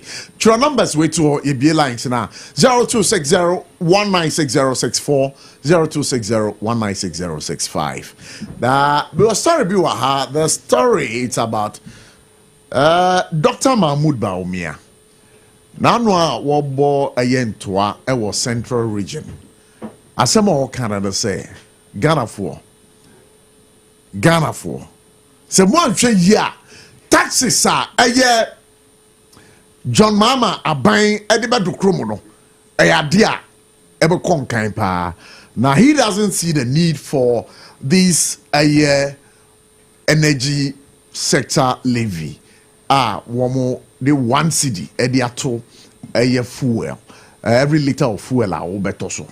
So we are saying, say, I don't know. What do you make of this story? Which story, Dr. Anyway, you lump it together. To the D levy. Yeah. The devil's levy. Some of the doom so levy. But breaking news, they say President Mahama has assent to that bill that was passed recently in Parliament. Which bill? The levy. The levy we are talking about. We are talking about the energy sector levy amendment bill 2025. They say about you see exactly what we are talking about. Yeah. I would say do send a to for Botomajiska within 24 hours to sign a bill. No. This we not necessarily strike. No, 5 months they have been going forth and back. But it happened within your period. What happened within our period? Now you time now more years and negotiations in the way. It's a process. Now you know, other than one side. You can say your friend say what he has forgotten is not an event, a process. Say about the end period of the process. If you don't have to go through anything to sign it, just sign the bill. A process almost saving yefa we kan ho yenyi we film da bia man we ntumi ntua necessary rural communities no yefa we kan mo de ho da bia yenyi film yefa tade kan ho study and research allowances yefa kan ho yenyi we film offer that process no na aban no atwam no eno mo go through according the end period ye de kwato aba na se boy ade we nyina awie mo ba be ko ade na mo ansan ansa na mo ko offer so unim stage do ye. That's why for 5 months they have been sitting on it. No, okay, to offer two parties say, "Oman signing to buy with super signing." Offer, can you answer me that question? Oman signing. I don't answer questions. So. Okay. I don't so answer questions. The truth of the matter is that yes, they don't have the political will to do it. They don't care about the health of the people. Also, I make a show no. Now offer, we are careful as a country. Sometimes na. Ye di nima ye MPP NDC na the reality no near the diagro ene obi yare no hospital yare ni NDC ni MPP no correct yare na count you can easily lose your life yes mama bi awie ya aguna contain say infa owura mu anes for say na enya dwuma onu feel say ne ba no ebepie yes mama no wura labor ward no less than 30 seconds na kwara no pie say midwife bi an russia me so mu amboa na anka kwara no tibo form. Wow, this is what we are talking about. Now, I don't know, President Mahama, this bill, no, I don't know, and I do under the cover of darkness. I don't gonna father, and almost pass this bill, and then I don't pay our signing. I don't know signing necessary for the end. I don't know sign. I'm sure no signing necessary for. I no play Charles Kelly, agro, and no mudi. Offer you know something? Yeah. Adia enye nra no. Sompa enye. Ebia uti baby. Unim say enra no adia enye. And now Papa also, I didn't know I'm criticizing him. You first of all has to apologize before you even do it. President Kufo Yebi. Or say, President Kufo say, on your outside government, the Ohuno, and yet it's our government, or can say the ministers make it to her, but Sana, well, first of all apologize here, and Sana offer the ministers. So I expect, but President Mahama, he's been president before. And I don't expect, say, obey some of these elementary mistakes. Mostly, e-levy and yet betting tax just 1%. Most and yet, and then more the tax about 1 gallon of fuel, you are going to pay about 5 cedis extra for 1 gallon of fuel. I think 4.7 cedis extra on 1 gallon of fuel. Now a taxi driver said no, just about 2 weeks ago. Mudu almost share jam say omu reduce omu first. Omu reduce you ya na musa for omu. Oh yeah, sure. Somebody almost share jam. They were forced to do it. That they offer. What's the name for Prof and Abochie? They are in our paper. I'm feeling on this. Some of them were complaining. It was social media everywhere. Now, I'm feeling to me and so, but for so man so apparently now are binding here. Or you know, you're aware the over ahead of time. Into so now fuel anymore. na just say akwa say ya bro pepe but then the crowd woman say I don't know so who GPRT for they are in a meeting. I'm saying they are threatening to increase the fare because the only component were fuel makes no more ama above from any dollar now above from no. Now dollar now above from no. I'm a fuel now above from kakra. Until they want to use the opportunity. In fact, as I said, bagana for Harry and Kakrano, they want to deny us of that. In fact, now you also actually. And if it was not right yesterday, why is it right today? The deceit, the lies, and the scamming is too much. More dintro at the jet power. So much deceiving Ghana for it's not continue with the lies. You see, that don't be my catch there. In Kofa, and some Kofa become opposition. The same people, they are supposed to solve certain problems. Obi is out to forcing. Or say they don't need to introduce any new tax. Out to forces said they don't need to introduce any new tax. And so under the cover of darkness, we introduced one of the harshest tax in the history of this country. Oh, really? Of course, yes. Of a part only tax petrol, betting tax, go find an betting. Go find an betting Ghana. Hey, now okay betting tax. Wow. Now me show him say, "Na makai masem you." Who do I do to Liverpool for? No, you my own. Hey, now I don't know who say me Liverpool. Of a show, woman so. Liverpool there, hey, team papa ni. Of all. Oh, Chelsea will now can Liverpool. Ah, okay. So Chelsea. Oh, go Chelsea. Oh, we are going to go. Catalan follow no copy. Of all. One of the harshest tax in the history of the country. So problem a mo de kwa solve no. Are you looking at that problem too? What is the problem? Yankan ya n'gyina so. I didn't n'gyina so no na omba yen. Mumu time n'gyina so. Offer. Don't. No, maybe it's a question. Mumu time n'gyina so. For the 8 years. For the 8 years. About 8 weeks. About 8 weeks. Now light went off and it was maintenance. And you know it. Oh, sir. Offer. Now, said I know about catch them. Say, we generate be a baby and oko year first. Now, generator ready. Of what I say, generators are.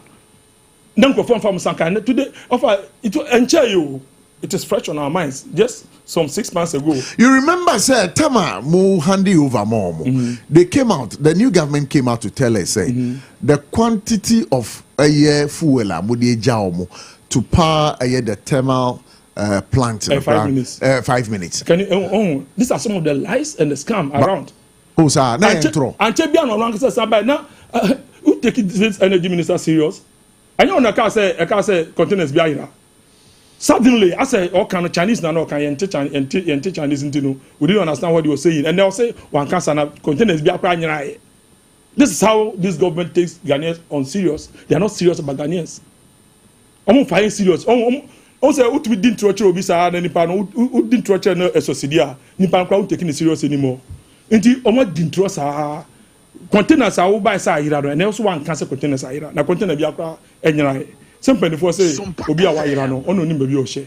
Tidio Riano, on our Kofaba, and also container Bianai. So, back to the energy sector crisis. They say a car it's about $3.1 billion a year dollars. They say, I buy say, we have $3.7 billion to make sure says our car. And again, they need additional $1.2 billion. Or they were fangwa, NASA gas, or they were power it. Before government, you know, now statistics without TB. We are there solving problems. Gonna fancy a lot of so. Statistics now. They understand that my brother or in this kind. Yeah. Or say they have been voted into power to solve problems, but that's not what we are saying. They are explaining problems to us. We don't care. They understand a lot of so. And they are trying to solve the problem, and you are here telling me, say, it's one of the harshest. Now, 11, it was not wasn't meant to solve problems. So can they reckon near the other day? 11 said that solve problems, but obviously we are the most wicked government about Ghana. And if that time the Ghana for MPP government and Nado, yeah, wicked, and it's now yeah the levy buyer, and I said yeah the betting tax buyer. Now so be so they are 10 times higher. They are not precise now. What do you call that person? We have to be fair to ourselves. So also that time, you know, Obi the Abba. So every 1,000 cedis, you spend 10 cedis. Every 1,000 you pay 10 cedis as tax. Necessarily every 1,000 you pay 38 cedis as tax. Now say but the object 10 cedis is wicked. Now we are not 38. That's somewhere okay. He levy there. only drivers will be affected by this particular tax. Who told you? Offer. Drivers. Drivers, it will affect everything. Petrol is inelastic product. I said driver for BBM.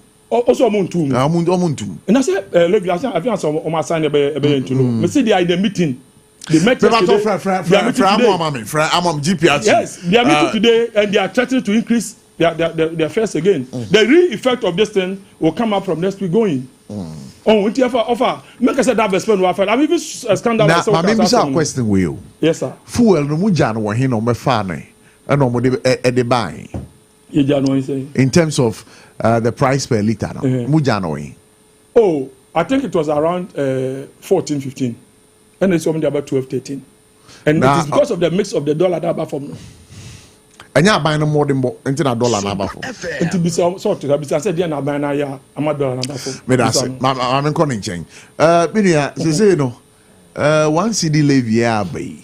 I'm for complaining, and reliably, I've been informed by chairman say, as we speak now, GPRH for Grano, they are in a meeting, trying to make sure say on the two face money idea. But the president, while he was speaking at the presidency, he had me say, very difficult, but was Regana for. Very difficult, but was Regana for. So, why this? This particular Prof, we don't want to develop a posture. I say we are being arrogant.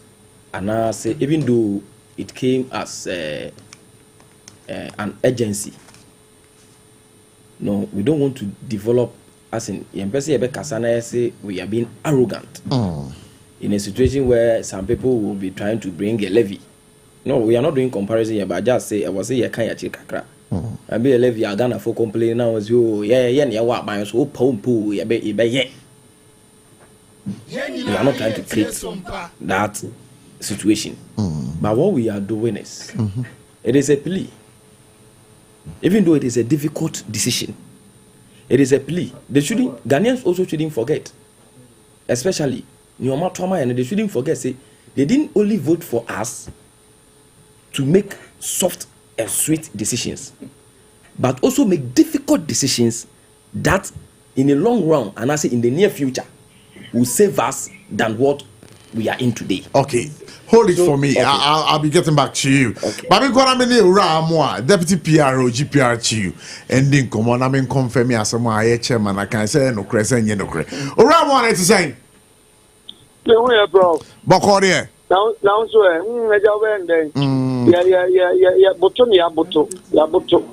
Ah, what's it? GPR to you for Maboto. Yeah, Boto, Prof. I didn't see Maboto.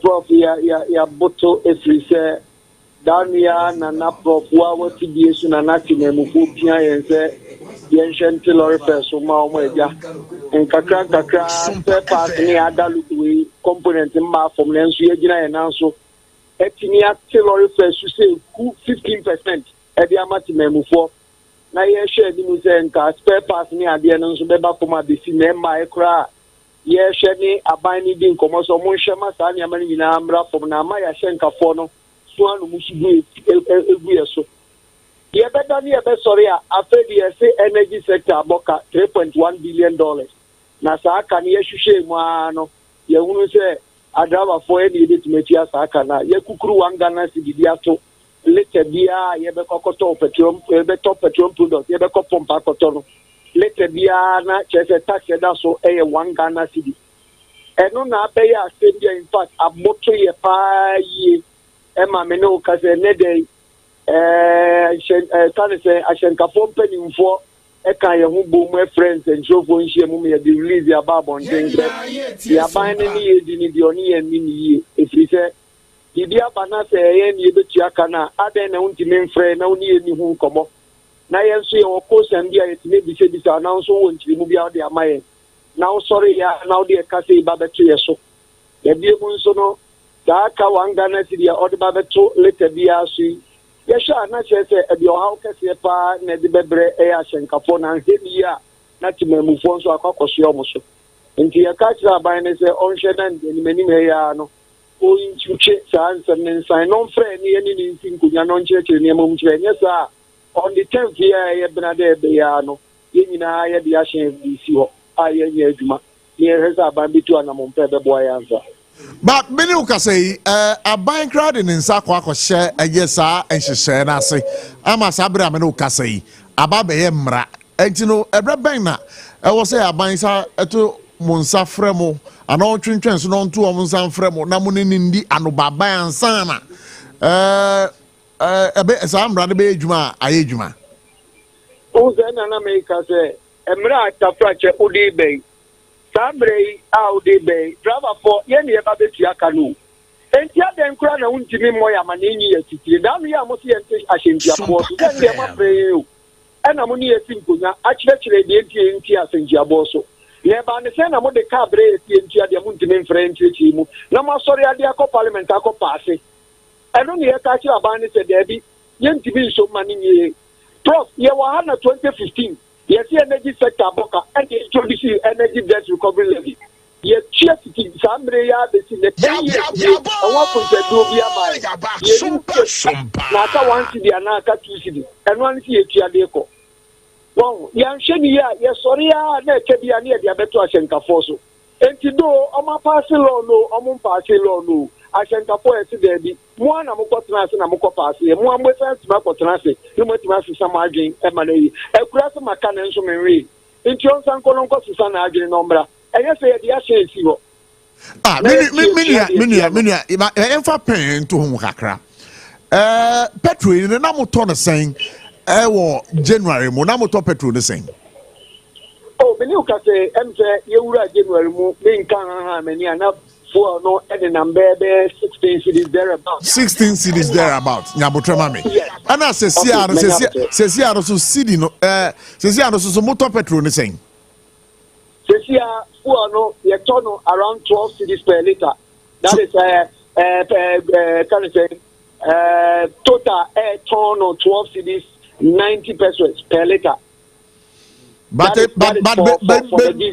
baby so why or from power number 1177 anamebo star well who's anytime ye be called negotiation and as ye be enshishe bia no ye the girl total and a shell and a year a kind of project and okay so that's all right. Things being equal say full no about 12 now say abai so seremo or just 1 CD, toso amana 13. Caneno namotono 16. 13. Arentina munso musa na yankania no enyina so mayen. Prof, and yes, I tell you, and answers and caution a crime in Jaboso. Prof, one kasa what the sooner, Adano be mid soon and now be say, a hine fan and as a can say fan who wanted to do. You bet me a tear sent Jaboso and I make us around 12 cities.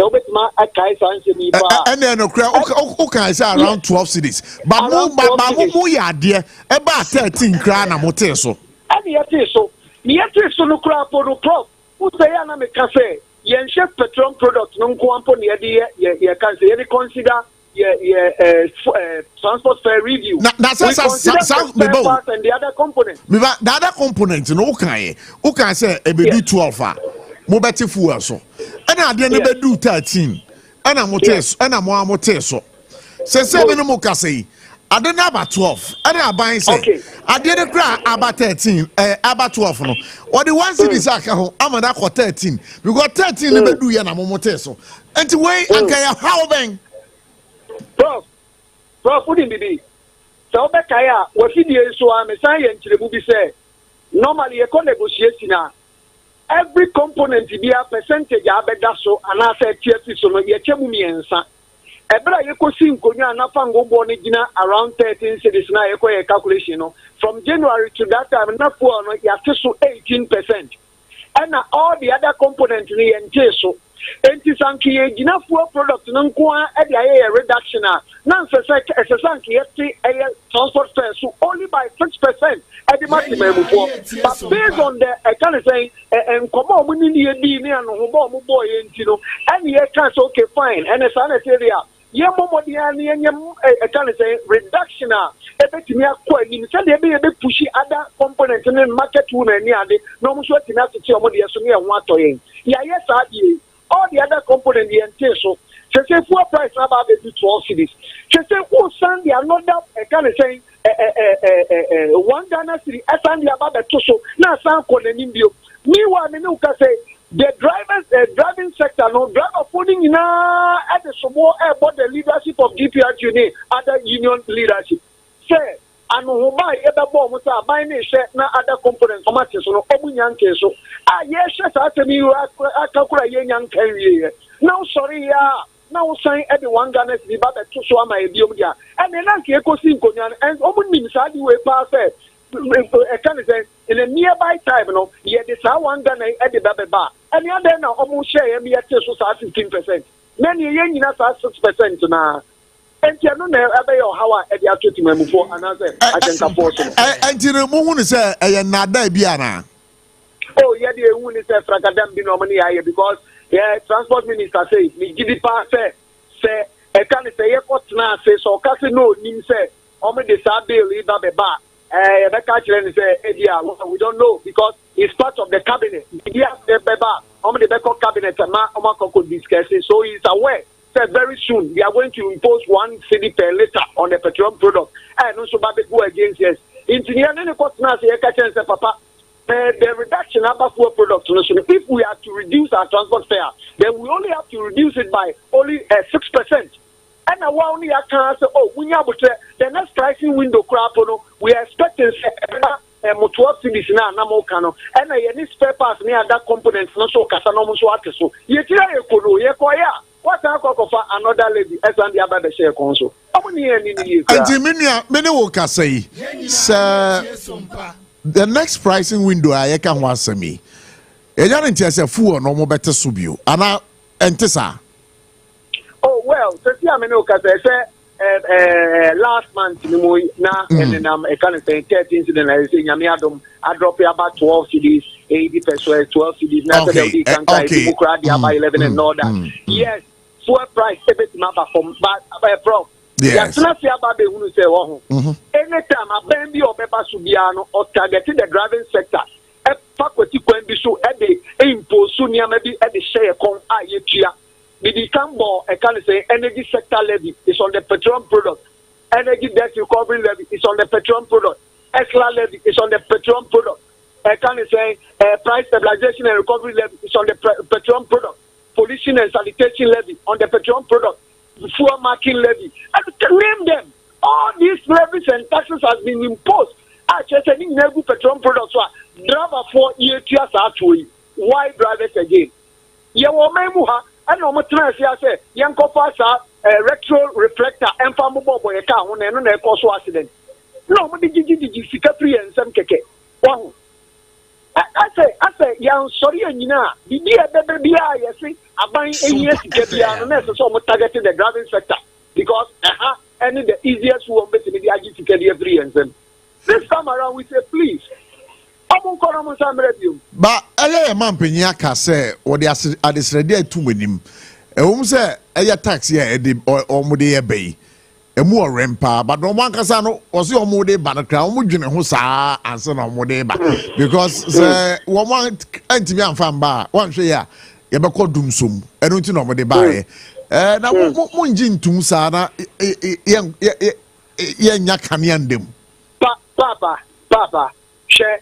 Abandi can say electricity ma PDS some money di omo ko bo ka bebe to ho minim se mpanim fo di na de da no ne ade omo timi akobi so omo asem be di sika no ma ko hwe ebra ye say electricity cables ni containers bi ayira ne ade aye bi omo hwem be hu se adrapa fo akachi ne be pie oh come on mom baby sa mom target only the driving sector check COVID by omo share me yet passenger so 111 at the ball mine, yes, some may sacrifice them or may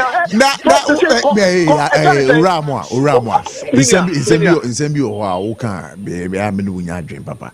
Now, because I almost COVID initial will say, Yantisona, now what him says, is a send over the buy a boy been me, Nuna. Say COVID, Prof, Prof, who didn't America Sano? Who didn't say during the COVID time? Omucha can say security to what institutions are affecting the mom. Because some of my driving sector, Diana. But yet we sacrifice I can say you observe the social distancing. That time necessarily yet to pay passenger no necessarily and so I can say Lord Fred become a passenger for. But yet come that time no insurance go 15 passenger car no what so for. But yet, no insurance 15 passenger. Who could DVL who the same amount, the capacity of your vehicle. Meaning, now we sacrifice. But yet, Abochie come other institutions are who come during the COVID study. Kai driver for. They did that. One city crap from the driving sector. Oramoy says, the crap saying, Mose Mubatim Pintin Quadabang. The crap say, on the 10th, a Benada Abbey. Sabino engineer and Chesadi and sign Anton Safrey, the major stakeholders I ever bet Yasaka and Tenassi. Nah, you didn't think Punyan Church, the Yamamu and Chena, so the away and country now. A Shandia, a Wagana, you and 2 pony a coffee station, Yakoto. So, sir, my Ebetnaya, I can't say the need for. Hey, Ura Joseph Amor. Yeah, that's why. Next Tuesday. All right, Prof. Joseph Abochie, I am deputy PRO for GPRTU, and that is 7 days. Go, say what you? And America say we no muntina. Metro say yam develop people's chabia. We better say arrogant government na. To say we better say anka living mo mayen sanko hwem na better say oye ne o abai mo mumpo ye beye. That be those type of posture na yen develop. It's a plea. Yes, wrong because Rapini, I know, Prof, I know you know the problem facing us at the energy sector. You know for a fact it's a problem that have been there since. And you be and of course Africa baby diaba. As I kasa afa the restructuring and formation of the energy sector, ECG, we need a pragmatic measure in solving the problem in which we have today. We are only talking about power, only power. And even with power, we are talking about fuel because right now as we speak, about generational capacity problem, I have solved your generation excess of power. Before generation, the banner. Your SS ever was a baby cry and fine, and then higher crown a post will be the cocomasse. The thermal plants and the abu, but full now, Sabi here, not thermal plants and they didn't human, and the problem as Hans this year. Ya baby tree, energy minister being cracked, Mama Yahoo, say almost about $3.7 billion. And a car at the hole, a fuel, I said, maybe a car that near $3.1 billion, but also $3.7 billion to play. Sure. But they need 3.7 billion. Nobody are subsidizing that particular debts now adding. And yeah, they are at the hole. Bra penny 3.1 billion. With the quad, it is a little over 30 something billion Ghana cedis. Ye here say see near daddy. Ye dear crack. Full ya make a was any. A borrow we know. But do you know something? Pricing of electricity because you are the electricity bill. Do you know see this part fueling of the thermal plant is not placed in the pricing of electricity. And if we want to do it on the advice of the PURC, if you want to do it, do you know see the electricity bill will go up by almost more than even 50%? Do you know that, Prof? I know you know. And normally electricity bill will go more than 50%, but no, we chose the other way, the easiest way and the simplest way that will help everybody. And a driver for Sophie said they are always the target. They are always the target.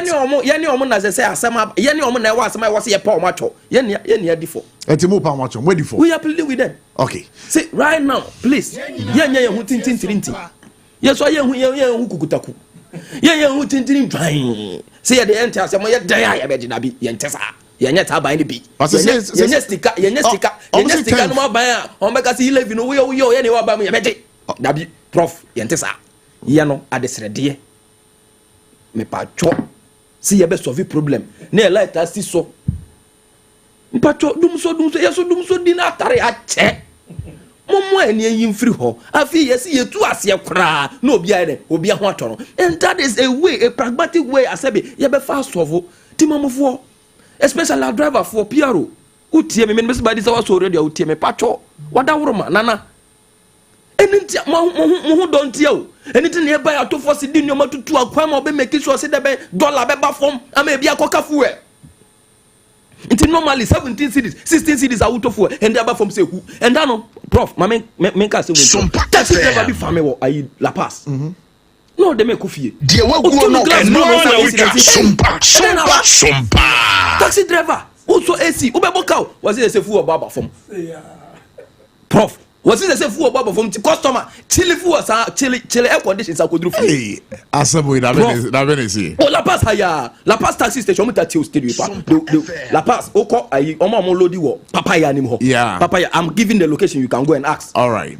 first na omo farm wo ho first ho na me faka omo farm wo ho omo so AC o hye nkwan say omo tum no ma so AC sa akodru fie any distance you are going to drop because fuel buy the fuel baba from and fuel baba from ye yati so awie yes yo yati so but say yananti hu say the easiest way because problem na we ho say ana it's a problem facing us yan hwa recently the minister even said say we have 2.5 days of fuel and aka bra meboa prof one hu ayino so it is a 2.5 day aka now we want to solve the fuel sometimes that 2.6 days 2.6 days sorry sure. 2.6 days now ye pekwan bi ye be solve fuel problem na say yanya sa measure we please this is an all inclusive government. This government is open check winim Ghana for some of the people prof and you say tax na e o man hini winim ade e o man hini then e o man hini ade o man hini say near most of time na ban ne say what the tax na be no on fanya den on fanya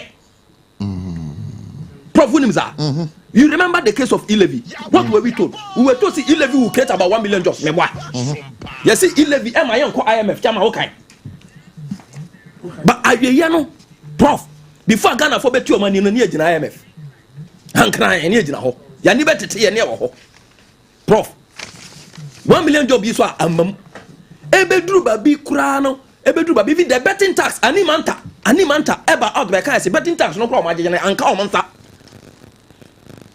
betting tax now ho so most of the time the people are not worried paying the tax but they are worried what the tax is being used for. Sometimes they feel say ye tia to no be di to no I don't think that's Abri yeah papa be a friend Ismail that is what they feel say Ismail so but prof what I'm telling you I want to assure Ghanaians say His Excellency John Dramani Mahama have been tried and tested before. You remember the case of Esla where the prof we will be the professor there. You remember the case of Esla. This was the noise. People raised up noise. There were noise everywhere, even including Nanado Dankwa Akufo-Addo, no opposition leader. He says that particular tax was a nuisance tax, and Oba no be demand Penia as president. Obey Yefrio. Oba and then oh no, it was a conversation. It was a conversation. This was an open conversation. It was a conversation. Oh, Chairman, this was a conversation. An open conversation.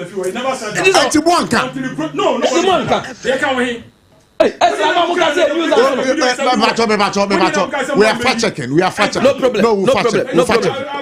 problem. Okay, Oman Kakra credit to them. But truly, someone can say truly they chastise us on bringing the Esla meboa. Meaning say on pa obi a won wi prako nam no ho kwan meboa. O pe prako nam ne abon kwan na so no say ma men kwan na jan na ma men twen kwan na kakra ane de o die na o de Esla no kosi awowa. Eji musika die esa to mukra to 15% ekoyese to 2035 esla sikan ka ban sada. So you see the reason why Ghanaians are worried. Ghanaians are worried say maybe at the end this particular tax again will also be collateralized and we don't know where it will go. So that is the worry. But this time around prof we are telling them and assuring them say this is a different John Mahama government. No, don't even compare that one to the I don't know the reason why. I don't know the reason why. Man, Penyikra say, sa tax we know is not going to go into the consolidated fund, but it is rather going to be a fund that is going to be managed purposely to solve the problem at hand. No, for transparency's sake, Prof. You person be call mix sika bia. All right, you be kasi yes separate Prof, asema make dia twatwa amema twatwa. Chama, obi amwaye, ye pa obi atwo. Levy no obi amwani empia ne ntimi solve problem we. Na sabi finance minister has promised today on the floor of parliament say full or no will still see a downwards decrease. A backward down more. I'm an abwa, I'm a yatimia to live, you know, and they solve the particular problem. Oh, I promise you, but go down more. Let's have a phone. More, who I buy papa and Abba. Medasi. Oh, over. Shine. Nana say, Nana Joaquin, you find the crazy. Or say, or confound, or share yard for a man and what and obi yaria, you didn't call. Or confound the yaria for command. What me a shaman and what and obi yaria, you didn't call. Look at the people speaking, look at the names he's mentioning. About 6 months ago, after forcing any more kind, now why is in opposition and nobody it has all turned to lies. He's doing the opposite. President Mahama himself, and some of kind was looking for power and no about power. No, he's doing the opposite. What President Mahama, please? Oh no, he's a senior. Let me talk. Yes, no, allow him to talk. The matter. Share. President Mahama me duty. What's in some okay in an oba and oil? He's doing the opposite. And in some bear. Or say about COVID level be if you COVID level no hang as was a China COVID and buy no. Up tonight is Omojai is Uganda. And that's we are told says our COVID level, you know, some strings we are attached. And you know those strings, you know, you said in number that strings are attached now. No, I've not said that those strings are attached. I'm saying that when you were saying it, do you think he was not aware? He was playing on the keyboard of the people's emotion. To lie to them and scam them into power. Okay, so you mentioned COVID. What else? Everything. I can't import levy. Near my duty suhina or itemize them one by one. Every ditch Republic Ghana for say about but to man. So what has happened? We are still paying them outrageously at the port. Now, okay, we big grandpa say that you crash me. Say a friend saying. This time around, no. Oh yes, it's all over. Going to steal those monies. Mark my words. It's just a matter of time. I am telling you. I need this for the no Muduliana. Offer only this in that. And I'm telling you,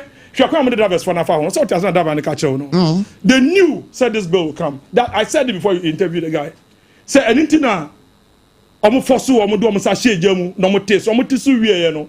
Answer na omo de bill no aba. 11 no more cano. Offer 11 MPP Edebano. We consulted Ghanaians because we have respect for Ghanaians. These guys have no respect for Ghanaians, have no respect for drivers. Because who bumia? Ose kabefie, yesi echetua. Yesa busio penu busio for na translate so yenye ni say oh, ebia 150, edoso yenye 100. And I say bia 1 cedi yenye 50 pesos.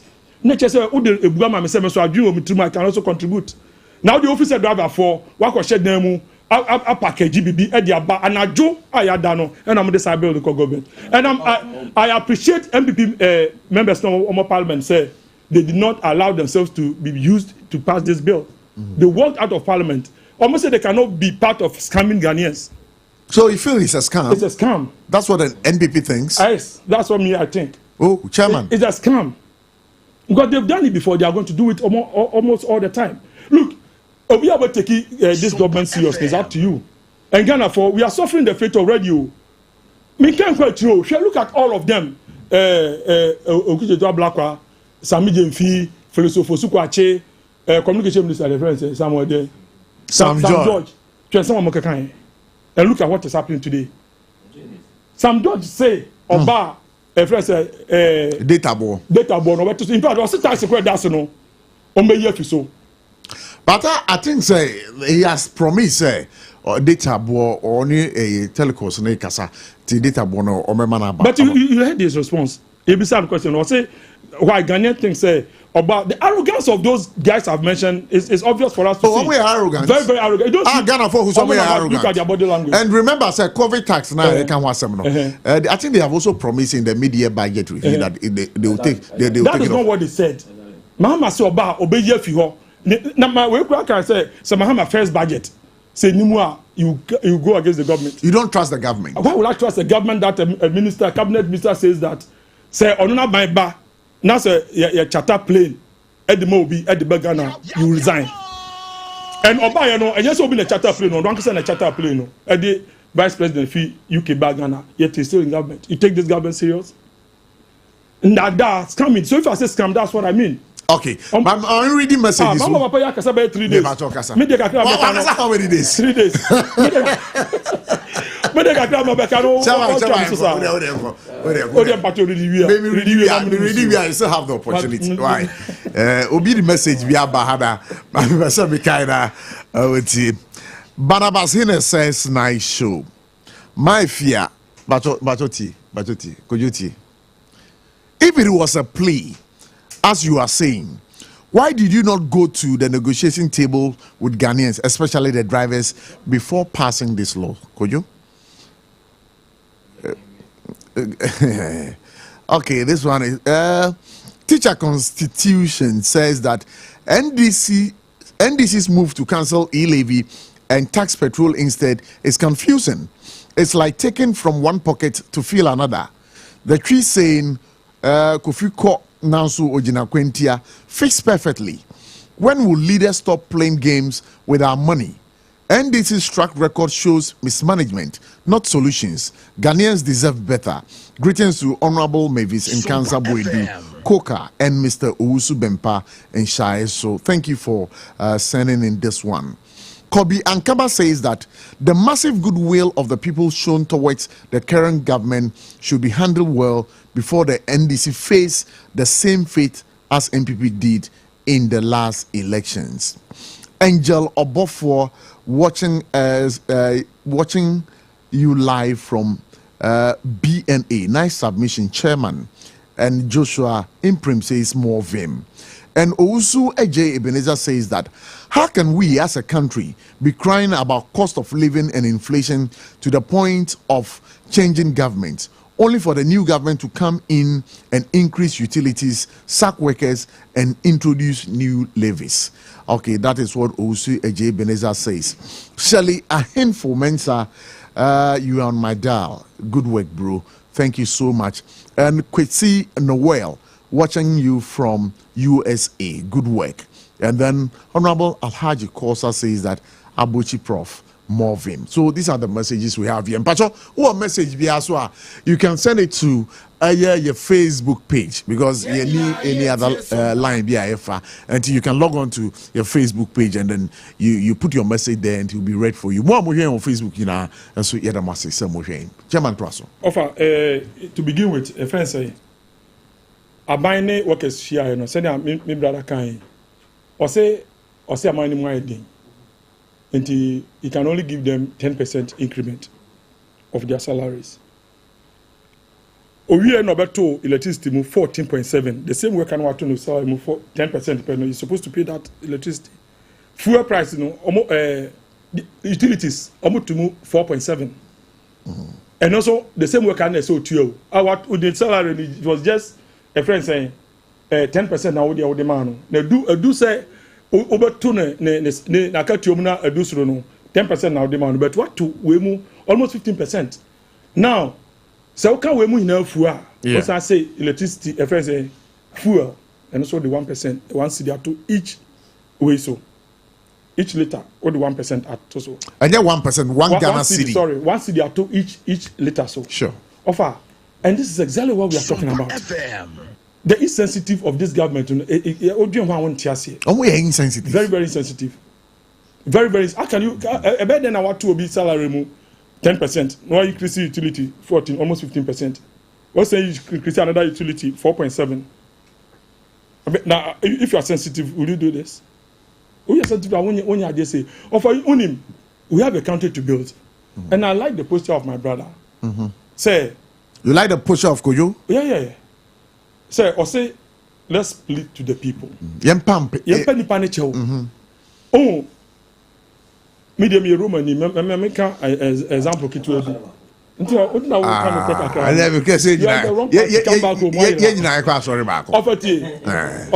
now because a Hail Mary is here. PPC chairman. Exactly. We are PPC chairman. Yes. Was in PPC. Night of Marshall.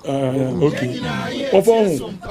So confession. Also, Father Ma will be a friend of penance. Yeah. Just say Obama BBC Koye na Bonina Wabeka Cheno. Young Trim, a bit to me, Sika, a bit to me, Obetwa Fascinamau.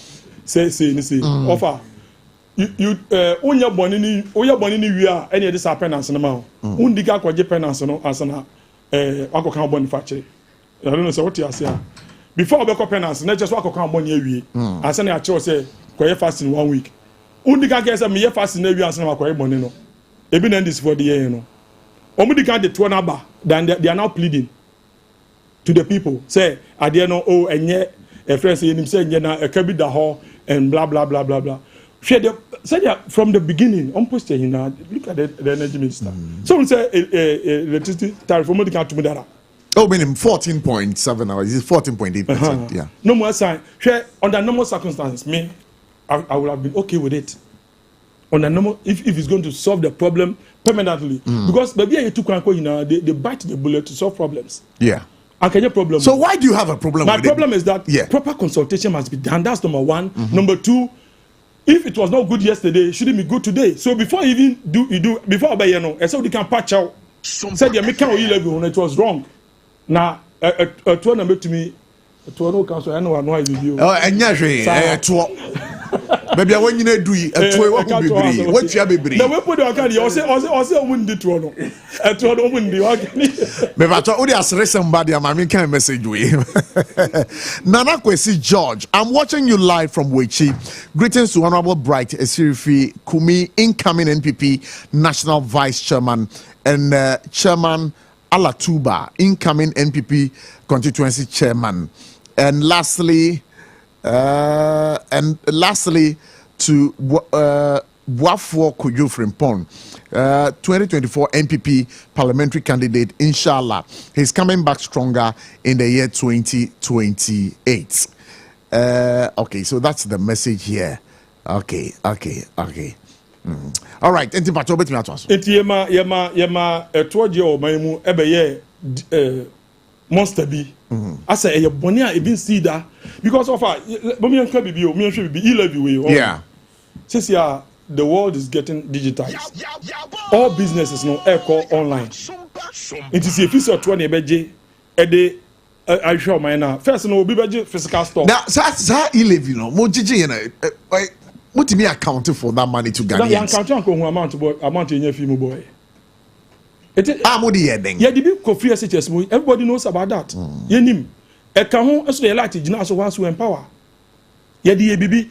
All markets, all businesses, all commerce are moving on the internet. It is as a country. Look, so one J a tour online. How are you going to take? How are you going to get taxes to build a country? America, $1 online you pay tax. A compulsory. I mean you cannot avoid it. But that's me. I have a problem with politicians. Well, yes. That electronic tax my problem with that tax was me my salary. But they are to me phones. Me send this scam mommy. What's I me to already me salary no? What me to that? I don't think a woman to me designing mechanism. They say I did the ABA or the to idea. Nanka de no. Yetimi atem. I know the DJ bia. Prof, personally, Prof, fortunately, Ghana is not an island. The same tax, I might be GB. Doctor no America no, honestly, I get a tax through the income tax system. And so the Ghana be the third year online with 2 tax. So when you Ghana, baby, I even see that it is done everywhere. Maminko line or so na mene etie for Endi and Komo. Me pa chop so friend now do drink chire boy dwumadi na 0260196064 0260196065. When the numbers are betting my friend you become a part of the conversation Ekoso and there every our Sompa 106.5 FM. Hello, good evening. Hello, good evening. Me pa chop din baby akasa free. You did the KBB Mikasa Free East Capital Teachumai. Hey, Aquape Sompa 106.5 FM. But you got Yamishao was one of Mobaka Asampano. That's a Obigo Asha over to two spare pass. I know Marcus of the Debbie. Why wouldn't you say?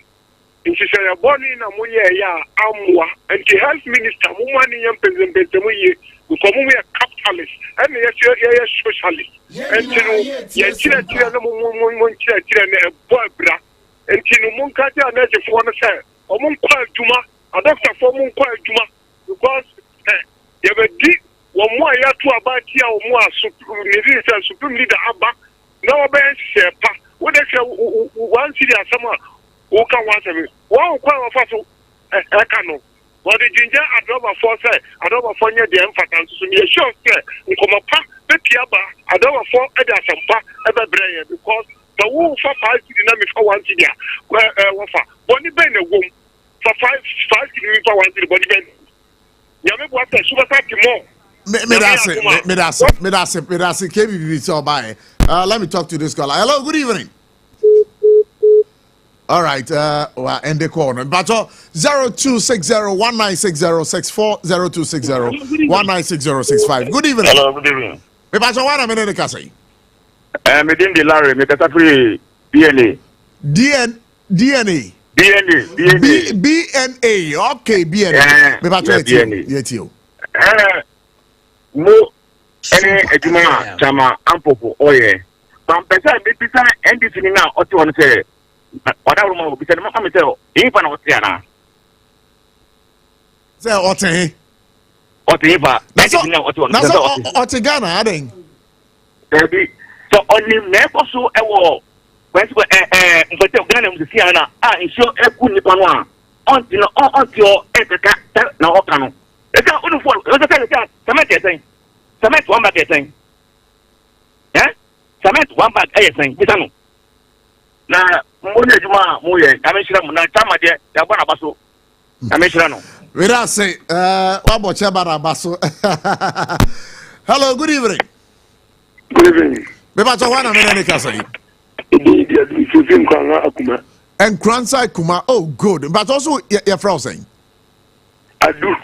adu what am I pacho etie wa adu the pacho the ba say ni ama me chia na me chia wa tiefo because me atoda na me chia ma nyesem na me wera ho minia antipini no kasa te say o mu firi aban mu bele fie duni ufi aban mu 6 months ni o kan sam te so firi aban mu bele 10 years di enti abia moa ho be ye o man Ghana ba bia mu ba fa patro firi ya mo de kokoduru 17 cedi na nne wote onuma why cedi penti o peso to futu gu Ghana fo nyina yani na kwa se mono mu ber mu be ye bia ma na boro so ye ni ba bia na patro da am ba fa kokoduru 17 cedi abusia fo te mu ko nya ba bi sa atana dodo na etie mu enti mu ma Ghana fo huru se ni wo we ba no abakara de wo mre ko a krono so bia bobi dia ambiti for krono am ba nyabotre mame wo se krono no bia bobi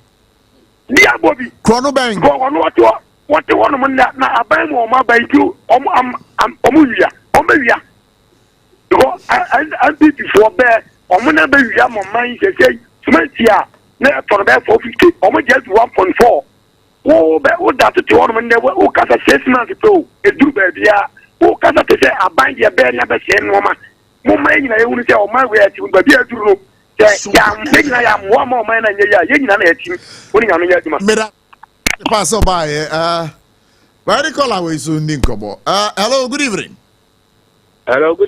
me ba wana me ne ka say oni atumasi bofo ene ka say asumasi bofo ba cho kasa frame me kasa free Botiano English among from constituency to beside aye Babadogo Johnson okay mbatwa eti wa kakra me kan say enchekete enkoma honorable Sylvester Matukete the incoming general secretary of the New Patriotic Party and chiebiem esonko ema chairman Bright Oforiampofo yebo mabaso ne adwumaden a omoyema aye Ghana ene bie ne titru asemba ko pe ana pesa me bisa MD4 say and nada ni ntro eni futuro omtugu Ghana for any say e-levy eye boni e-levy anti-crash e-levy eye ade a enye o man Ghana mu no a nti Ghana for ato aba amawom na wiase de obeye bia ediwanu ene o mata ko twamo e de e-levy the devil's levy aba na Ghana for so dia usi d-levy ni ye den levy the devil's levy Hey, Amanyofo. I just say one devilly. Devil near and that Obi Ochantobia, devil. Oh, Vidia. It's not Ghana for Medase pass over. That's the devil sleep. Hey, am I queen? Ah. Hello, good evening. Hello, good evening. Me pass one a minute, can say. Me pass me din Francis, me 59. Francis Techman, me pass ATY. Me pass Abochie da was pani ejina pa we na me kai we sit my afro ya na sabra ya Ah, me call that. Oh, what I have to cancel drive ya feel ke. Mo fi drive time oh, but say some power over Techman 106.1. Mo ntie me ho. Ai. Good. We da was pani ejina pa we na ye da fi ni anu ma driver for the store mo a mo pin so na sa ku we na ye dey ba no mo nji ntuma because na use mama or yes because the day MPP for the Omunsen Kaibia or Makoya and Mata or how we now better so mine. The best place or Adama for no Mountain so Mayana or Munjintuna, Yan Shepa, the born because yes, sorry to see any light. I better also believe the mama to go to the best now Omunya, the Union MPP for Etikano or my problem. You know, critically.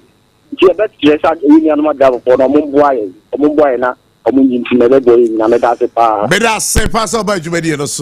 there's another caller here. Let's talk to the caller. Hello, good evening. Hello, good evening. Hello, good evening. Me ba join am na ka say. Me din di Kamaru because of BNA. BNA Botiano. English Amafro. Oh, okay. What's why it's Chama Obama. Me bona paso any ejmapa oya abua BNA. Na me bisa NDC there. Aso 14 that na one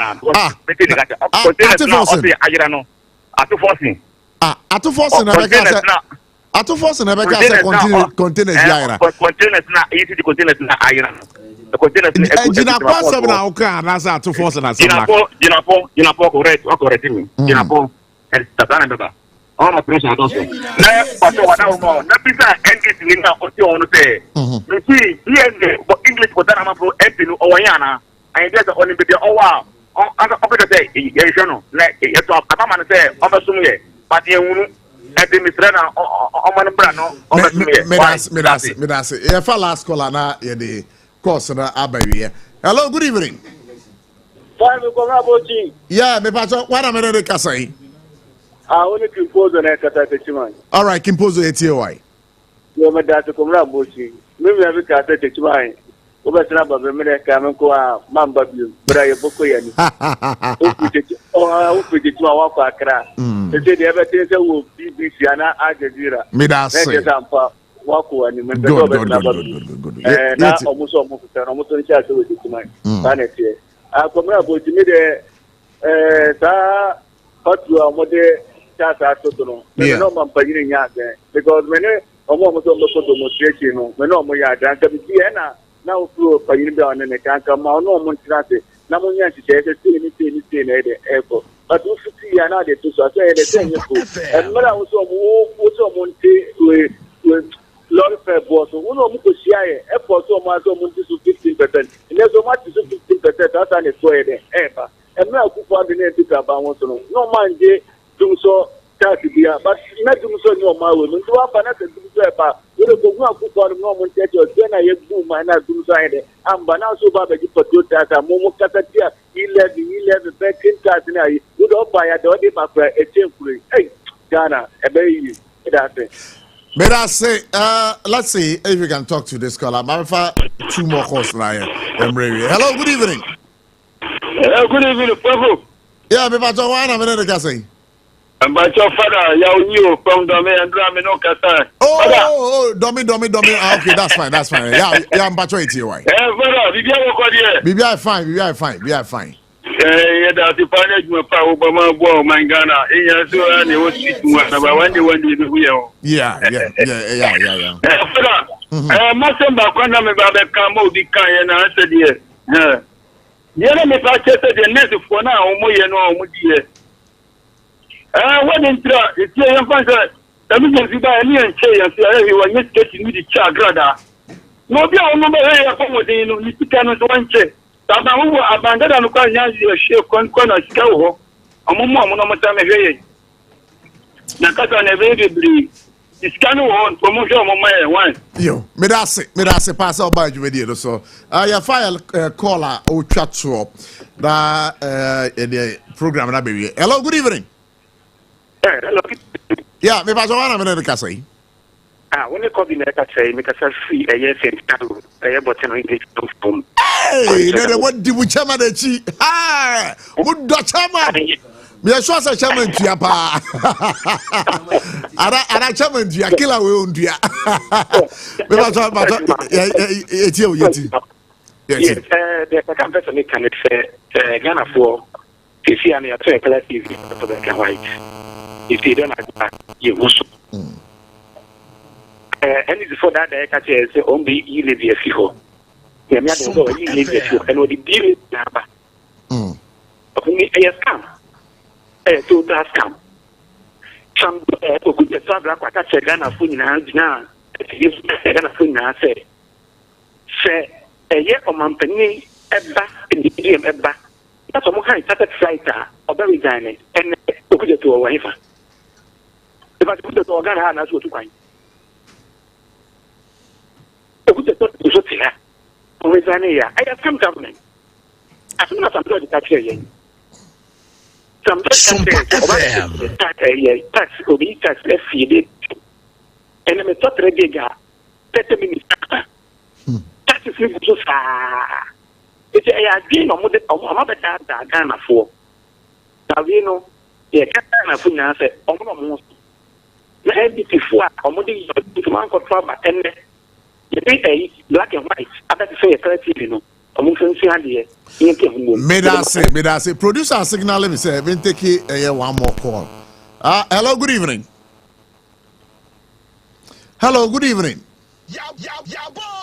But on the line so hello good evening okay okay right. Hello good evening Prof. Yeah me pass on whining but original poem doing because every person some part touch mine good but on I call and in MPP NDC o person and koso na me TV bi aso o papa be so papa mo bla and now papa dojo school fees no o papa blank with now papa say school fees am na jojo cha ban pa bo bla cha ban o ka wo man we buy so memu na ye adwuma kadaba fo an ko ka to pack cars e so no say adene 16 17 and so han ya ba 11 and you said the one thing about so what no nya you say ya de to so and to so mo say be do wa to and na ban so no one tire mu yie na da wa so no mo ho ntiase no mo nya sa ya kan wie sa no na me say Ghana for say MPP ni ndis no yemre wo mu na yemfa ntofo from na yellow line to papa nya me di nimde ni nya sa ntiri mu ma obetima bu o me ma yen koso and ye one MPP ni ndis no mu di abro and MPP ni yare ane de ko ndis ni yare ne ya papa me yare di anya metia and the next me that's ba me fa call away last one now. Hello good evening okay me fa call be abio kojo ya ko na asema na walk sa sorry me refer me ho yeah me be say me bomb about so kakra I'm sure I'm here ade a me I say this is my first time on the show and it seems it's a new station sure and I want to tell you say enche you will take over the whole Accra. Wow. Thank you. I think I'm well impressed with the production and everything. The mabe hu high hu dai mu Accra masa. Enye easy. The gadgets are more using it meaning see you really mean business. Sure. The last time I was at Sompa was in Kumasi. Yeah, and also the same thing. And I think say Sompa very soon will take over Ghana. Sure. You are doing very, very well. But answer number chairman, we are Kalikini. Me kasi masimi yame. Kaliko for. That father bay